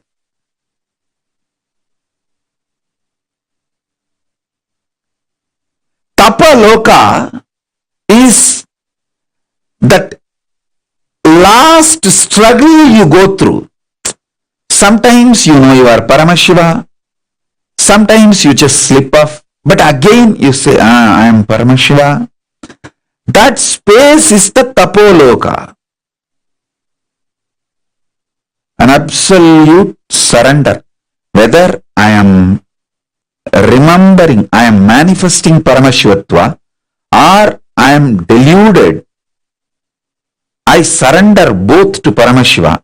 When you take that decision, you are lifted to Brahma Loka. You move to the Brahma Loka. The deep surrender lifts you to Brahma Loka. So understand?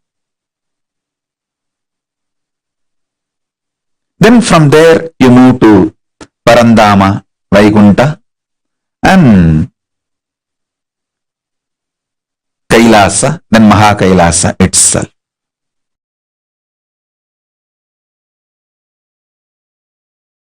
If I raise to Brahma Loka, is it possible to fall back again to Bhuloka or Batala Loka? Don't worry.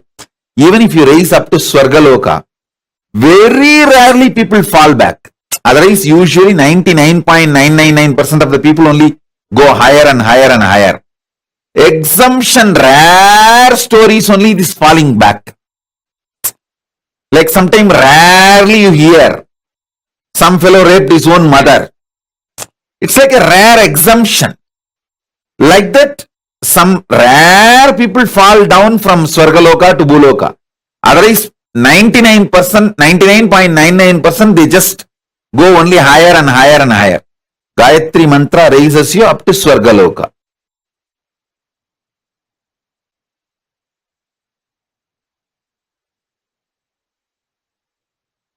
All Purusha, Prakriti, everything you know ends in Brahmaloka. Above Brahmaloka, nothing you even imagine about it. Nothing you can even imagine.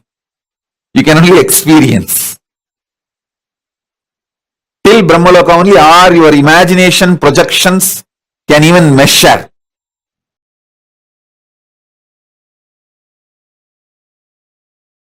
Yes, listen. Are you all ready? Shall we enter into the Brahmanyana session? The Satya Loka, pure intelligence session. Oh God. Till now what was going on was only introduction. Now only we are entering into the subject. Come on. See. What is Brahmanyana? Aham Brahmasmi. Tattvamasi. Ayam Anma Brahma. Sarvangalvidam Brahma. Prajnanam Brahma. Listen, I will explain everything. I will explain everything. Just listen to all these words I am uttering. Aham Brahmasmi, Tattvamasi, Prajnanam Brahma, Sarvangalvidam Brahma, Ayam Anma Brahma, Shivoham, Soham. All these statements mean the same.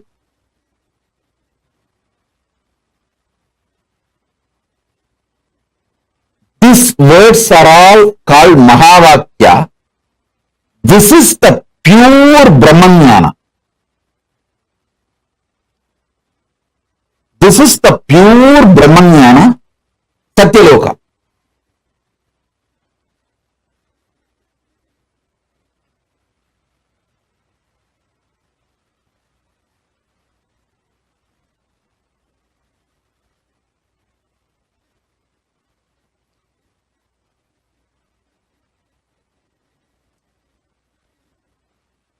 Tattvamasi means you are that. Aham Brahmasmi means what you experience as I in you. That is the ultimate. Prajnanam Brahma means the knowledge. Pure knowledge about Brahman is Brahman. I am Atma Brahma. What you experience as Atma is Brahman. Sarvangalvidam Brahma. Whatever is, which you can imagine, not imagine, whatever is Sarvangalvidam Brahma.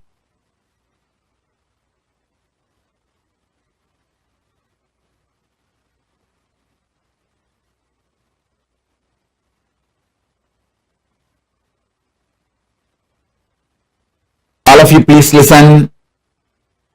Complete attention please.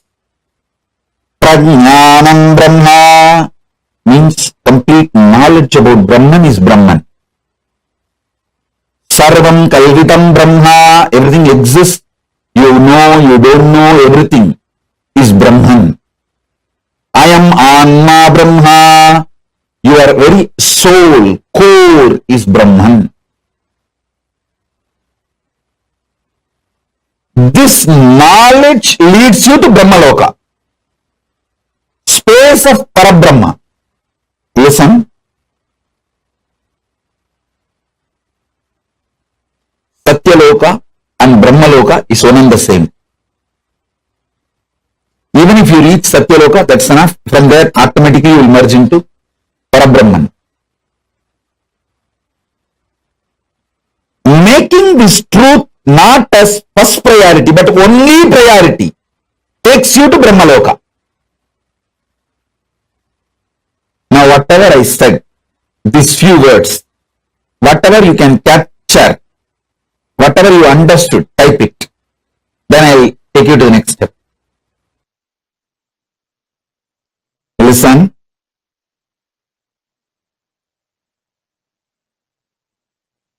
Making Brahmanyana not just your first priority, making that as your only priority, makes you manifest pure intelligence.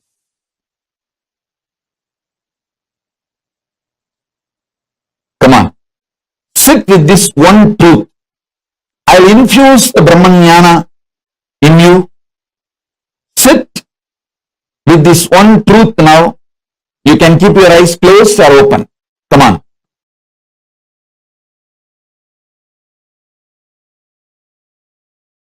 If you start cherishing the idea, I am eternal, means you are eternal. Aham Brahmasmi.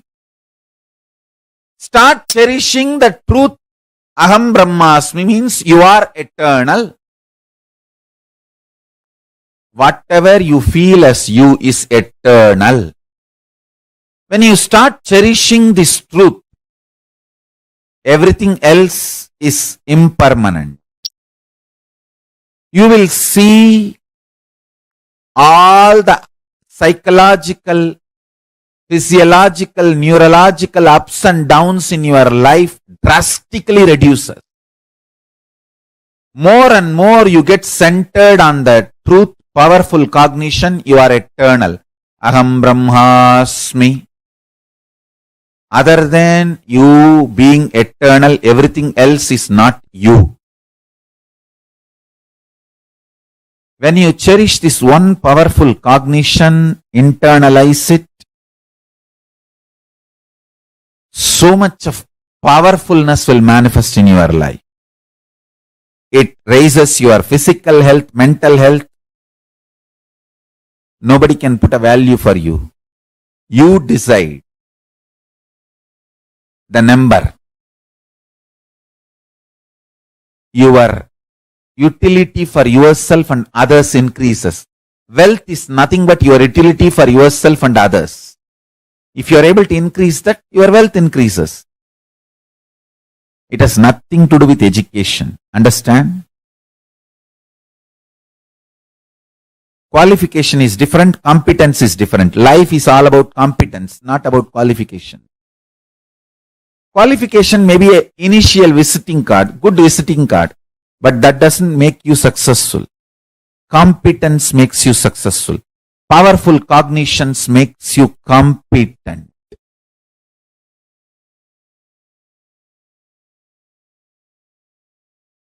Powerful cognitions makes you competent.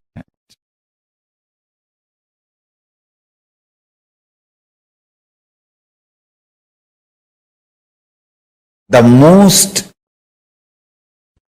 sweetest word Parabrahman wants to hear is Aham Brahmasmi. You declaring I am Brahman, oh God, I am Parabrahma.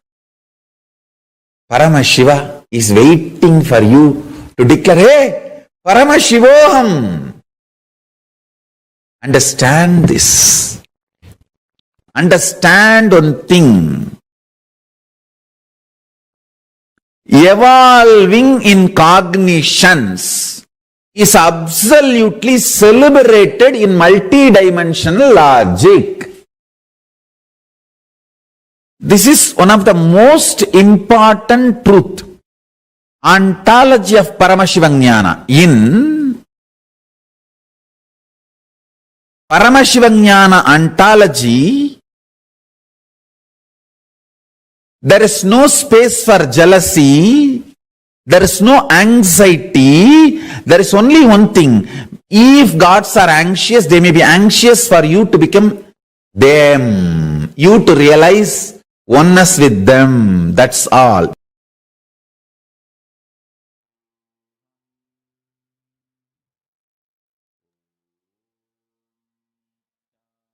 Satya Loka is a space of surrender. Swamiji so beautifully explained to all of us. What is that Brahmaloka? What does it mean when we are raising ourselves high to the Satya Loka or the Brahmaloka? Ganga descends from this parallel universe. She was created in this parallel universe, Satya Loka, and then she is accepted into Paramashiva's very own head. And from Kailasa, she flows to the Bhuloka. This is a very, very beautiful happening, very beautiful significance. When you cherish the truth, the higher powerful declarations about yourself as you start manifesting that as your experience. Like Swamiji was saying, Aham Brahmasmi, Shivoham, Tattvamasi, Shivatvamasi. All these higher declarations or the right powerful cognitions about yourself, when you redeclare, when you make them as a part of you, please understand, they start becoming your experience. They start manifesting as the reality for you. Today, we're all, since we're all preparing to receive Gangadhara Murti and Ganga Visarjana Murti darshan, we just need to prepare ourselves with this one simple truth. If we just understand the higher declarations that we make in life, like Swamiji said, each of our brain is constructed for the multidimensional access. When your breathing becomes intense, especially through certain activities like yoga, kirtan, puja, satsang, it opens up those dimensions to us, the higher planes. If your breathing becomes intense because of actions like anger, revenge, jealousy, you open up the energy levels of the lower lokas. Now understand, your brain has the ability to construct, experience, open up to the 14 planes of existence, the 14 lokas. Out of the 14 lokas, Brahma Loka is just above the last. Right? So after Satya Loka, it is the higher parallel universes, Vaikunta, Sripuram and Kailasa.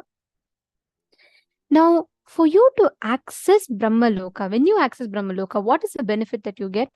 The first and the most important thing is you experience Brahma Jnana, the science of the Supreme Brahman, the experience of cosmos. And when you are in Brahma Loka, what you experience, the constant declaration, Aham Brahmasmi, Prajnanam Brahma, Ayam Atma Brahma, Sarvam Kalvitam Brahma, and Atma Rama, all these spaces you experience inside of you. When you start cherishing the truth, saying I am eternal, and when you start cognizing these truths inside of you, these principles inside you, you manifest that as a reality. You all understanding?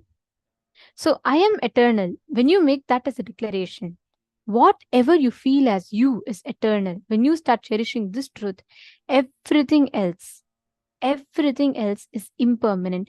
You will see that all the psychological, neurological ups and downs will not be a part of you. It will just be it'll only be another incident in your life, but it will not be a very big factor in you. take a few minutes and I request every one of you to post the powerful cognitions that you experienced through this session. Can I request each of you to take a few minutes and post? Please take a few minutes.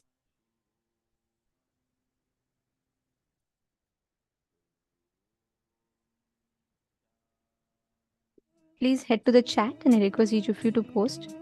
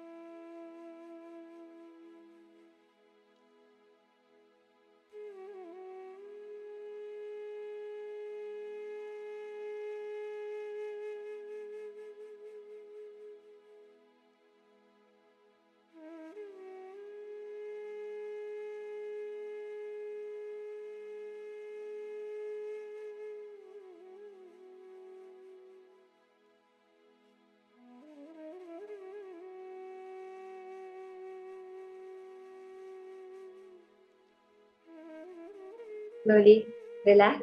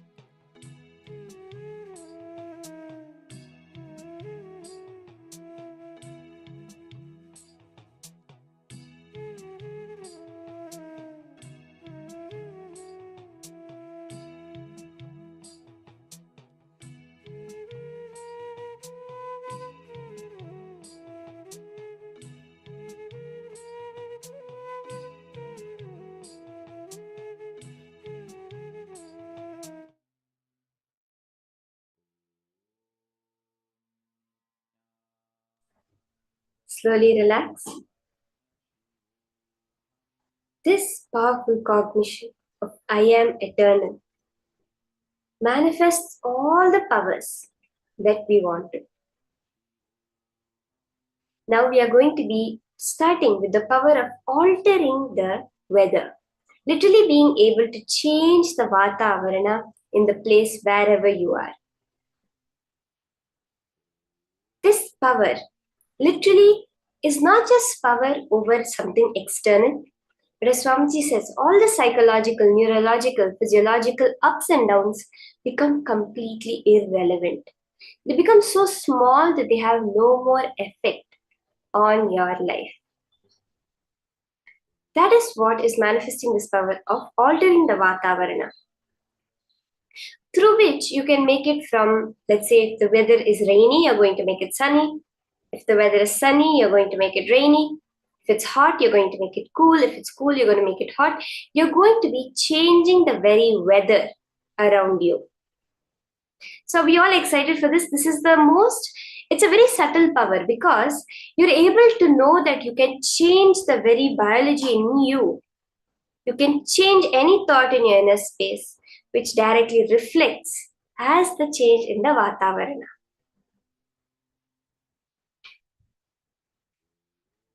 As Swamiji was saying, when you realize, when you are cherishing this truth that I am eternal, at that moment, what happens is all the ups and downs become irrelevant. How is that? Okay, let's understand a little bit. How does that happen? Now let's take the example of an elephant. If you or me look at an elephant, or let's say an ant looks at an elephant, it's going to think, so huge this elephant is, how big it is, just crush me with one step. Let's say from an ant's perspective. But if the Himalayas, if the mountain is looking at an elephant, it is going to look like an ant. The elephant is going to look like an ant. Am I right? If an ant looks at an elephant, the elephant looks like a mountain. But if a mountain looks at the elephant looks like an ant. It's about the perspective from which you see life. Now, if we are zoomed in completely, if we're focusing with our microscopic lens on our problems, they are going to look big. Under a microscope, even a cell that you cannot actually see with your two eyes covers your entire vision. But when you just zoom out, look at the length, breadth, and depth, the weather itself, from the angle of space dimension, that you are the entire space. You are Paramashiva. Paramashiva is described as Vyomakesha. The entire space, the Vyoma, is his hair. That is who you truly are. The way we can understand is that space, that dimension where the big bangs are there, the black holes are there, where the galaxies, the stars, that is how enormous, how large, how vast we, each and every one of us are. From that angle, when you look at your problems, when you look at even the weather, even any ups and downs happening within you, what is weather? Nothing but what we consider the ups and downs in us as the ups and downs in the nature. That is why we see in so many movies and so many renditions, we see that how when the person is angry, the fully lightning storms happen. When the person is happy, the beautiful sun comes out. When the person is sad, it's raining. You know, this kind of effect which happens, we see like in so many superhero movies, etc., where the mood of the person changes and the weather around them also changes. Because the weather, what you perceive is, in a way, you can understand the mood of the Vatavarana, of the atmosphere. When you are master of your psychological, neurological, psychological ups and downs, whatever is happening in your physiology, what the chemical imbalances, the hormonal imbalances, whatever is happening in your psychology, the depressions or the highs, the excitement, or in your neurology, when these three you realize are completely irrelevant to you because you are space. If an elephant goes and dashes against a mountain, it's not going to make even a little bit of difference to the mountain. If you go and try to take an axe to cut apart the Himalayas, it's not going to make any difference to the Himalayas. You need to be Ganga with the will persistence that she can break through even the Himalayas. That is what we are going to be manifesting today. Are we all ready for this?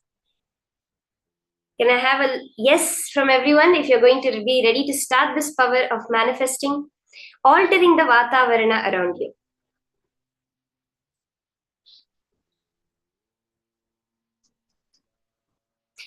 The Shastra Pramana for the power of altering the Vatavarana is from the Vijnana Bhairava Tantra, Sutra 113, Dharana 87. Sampradayamimam devi shrunu samyak vadamyaham kaivalyam jayate sadyo netrayo stabdha matrayo. Bhagavan Paramashivam is revealing to Devi Parvati, "O Devi, listen to this sacred tradition. I shall reveal it to you vividly, completely, samyak. Just keep your eyes completely open. Do not see or perceive anything. By simply keeping it fixed with a steady gaze, tabdhamatra, on the reality within, the state of kaivalya, aloneness, the oneness that expresses its extraordinary powers and experiences will occur immediately."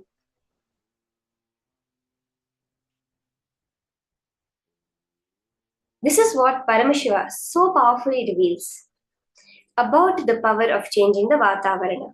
Let's listen to how Swamiji narrates the incident from our Puranas of the life of Devi Savitri. Power manifestation, enlightenment science of Hinduism is not just little peace and little bliss. No. It gives you tremendous peace and tremendous bliss, no doubt. But the conscious science of Hinduism is playing with the reality. One chaste woman who does not want to lose the husband for some reason because she loved him so much, she just stopped the sunrise. And it is true. It is true. Just calculate the Satyavan Savitri's time period. Go and check astrological flow. Exactly those few days there was no sunrise. How? You do research.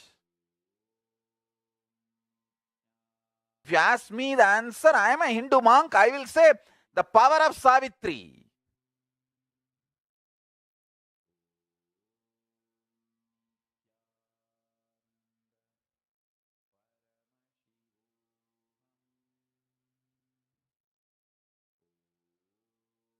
You can try to find out whether there was any huge dust cloud formed between earth and sun. So the sun rays did not reach the earth. Whatever, you do all that research. But I tell you, it happened. It is a fact. It's a reality.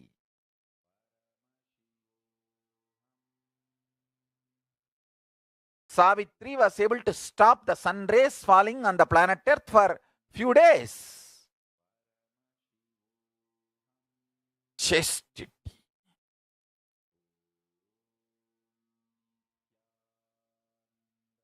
The great Shaiva saint says, Devam Toral Korunan Toludezhuvazh Peyyana Peyyum Mazhai.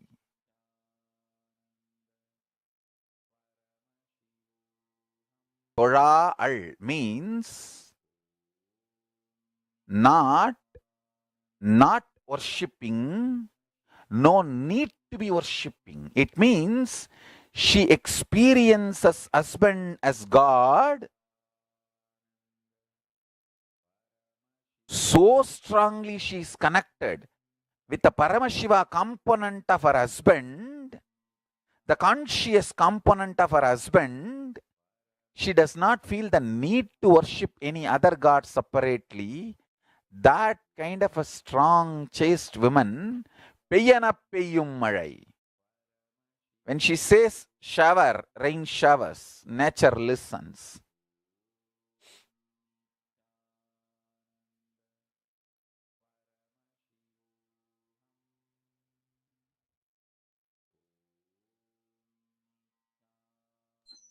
Let's listen to Swamiji's own revelations and experience of this power of altering the Vatavarana. Day starts with sunrise. I don't know how many of you today observed. I got a little late for the Dvajarohanam. It is supposed to be 6:40 to 7. I told the son, don't come out till I finish the Dvajarohanam. And today, 40 minutes sunrise late. See the Biddi sunrise time today. See, there's a Google thing, there's a website where the sunrise time is supposed to be time and actual time is recorded.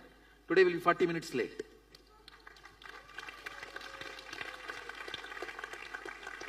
You want to see? It was actually only after I came out, finishing the Dvajarohanam, sun was even seen in the east. Not because of cloud. Cloud means he will be seen higher.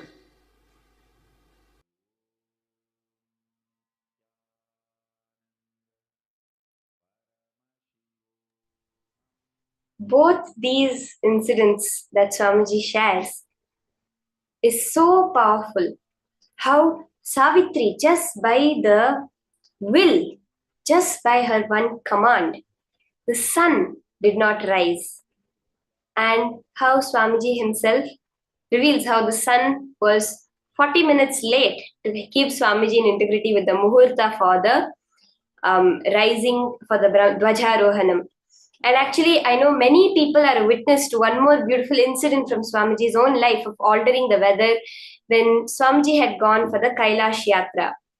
So he had gone in 2011, I think. It was to Kailash mountain for the Yatra. And he had taken all the disciples and Adinavasis with him. And at that time, when they had gone to Kailasha, the guide who was guiding them, the tour guide who was in that area, he said actually last 2 weeks, it's been very cloudy and none of the pilgrims have gotten to see Kailash. So there's only a certain range of Kailash, you can go close to it. And there he was saying it's been completely cloudy. Nobody has seen Kailash last 2 weeks, but okay, you guys have come. So the whole group went. And at one point, Swamiji said, don't worry, the clouds will move. He just did like that. And this is all video recorded. This entire incident is actually video recorded. And Swamiji says, don't worry, the clouds will move. Kailash will give us darshan. And gets back into the car. And he goes for about like 5-10 minutes.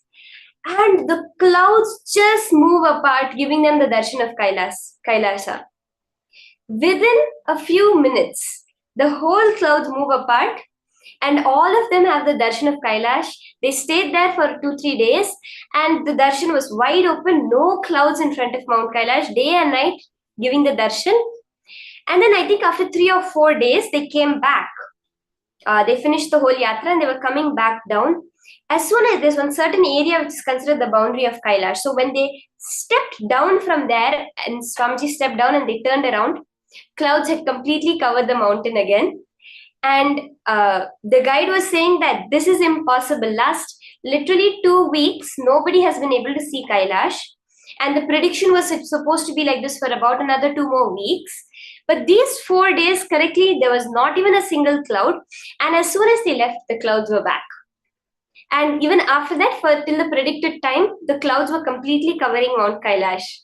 This is the power that Swamiji has demonstrated so many times in Bali. When we had gone in 2013 December to Bali, we had gone to visit a certain volcano in that area, and the clouds had completely covered the volcano. So we were all like, there's no. A lot of the participants were starting to feel like, why did we come here? We wanted to see the volcano, but it was a dormant volcano which was not active for a long time. So, and they were like, we couldn't even see it. It's just dark, and everyone had gone inside the restaurant. And then Swamiji arrived. He said, "Don't worry, I've all come to see this. I'll make the clouds move." And literally, like, I think it was 10 minutes later to half an hour, like 10 minutes to half an hour, the clouds were completely cleared out, and everyone came out from the restaurant, and everyone was seeing the mountain, taking pictures, enjoying it. And we left about an hour later, and by the time we had left, it was dark, and the clouds were completely covering the volcano again. This is one I have personally witnessed with my own eyes. Like this, Swamiji has demonstrated it multiple times. And even as Balasans of Nithyananda Gurukul, in Gurukul, like I think I've told this so many times, but nature means if it rains, we want it to stop, we need to go from one place to another. Just Paramashivam, Indra, can you stop it for some time? We need to just cross to go. Rain will stop, we cross the area, we go back to the next building, the rain starts again.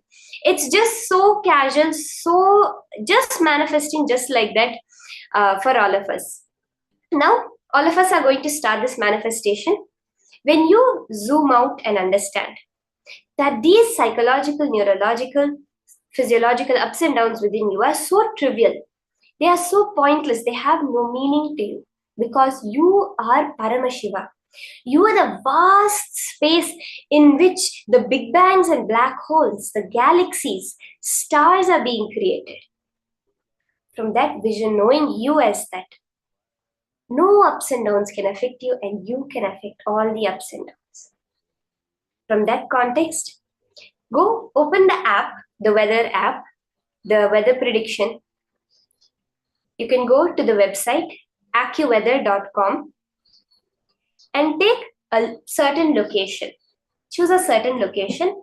Take a screenshot of the current weather in that area. You can do it with where you are also. You can take any other location also. You can pick up a certain weather prediction for your area. Take a screenshot of it. If you're physically there, or you know someone who's physically there, take a picture out the window also.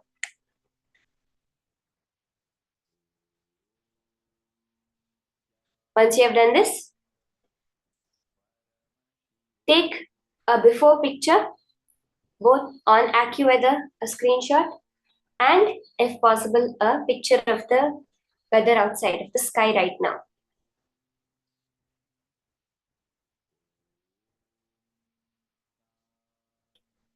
Sit straight. Remember the powerful cognition.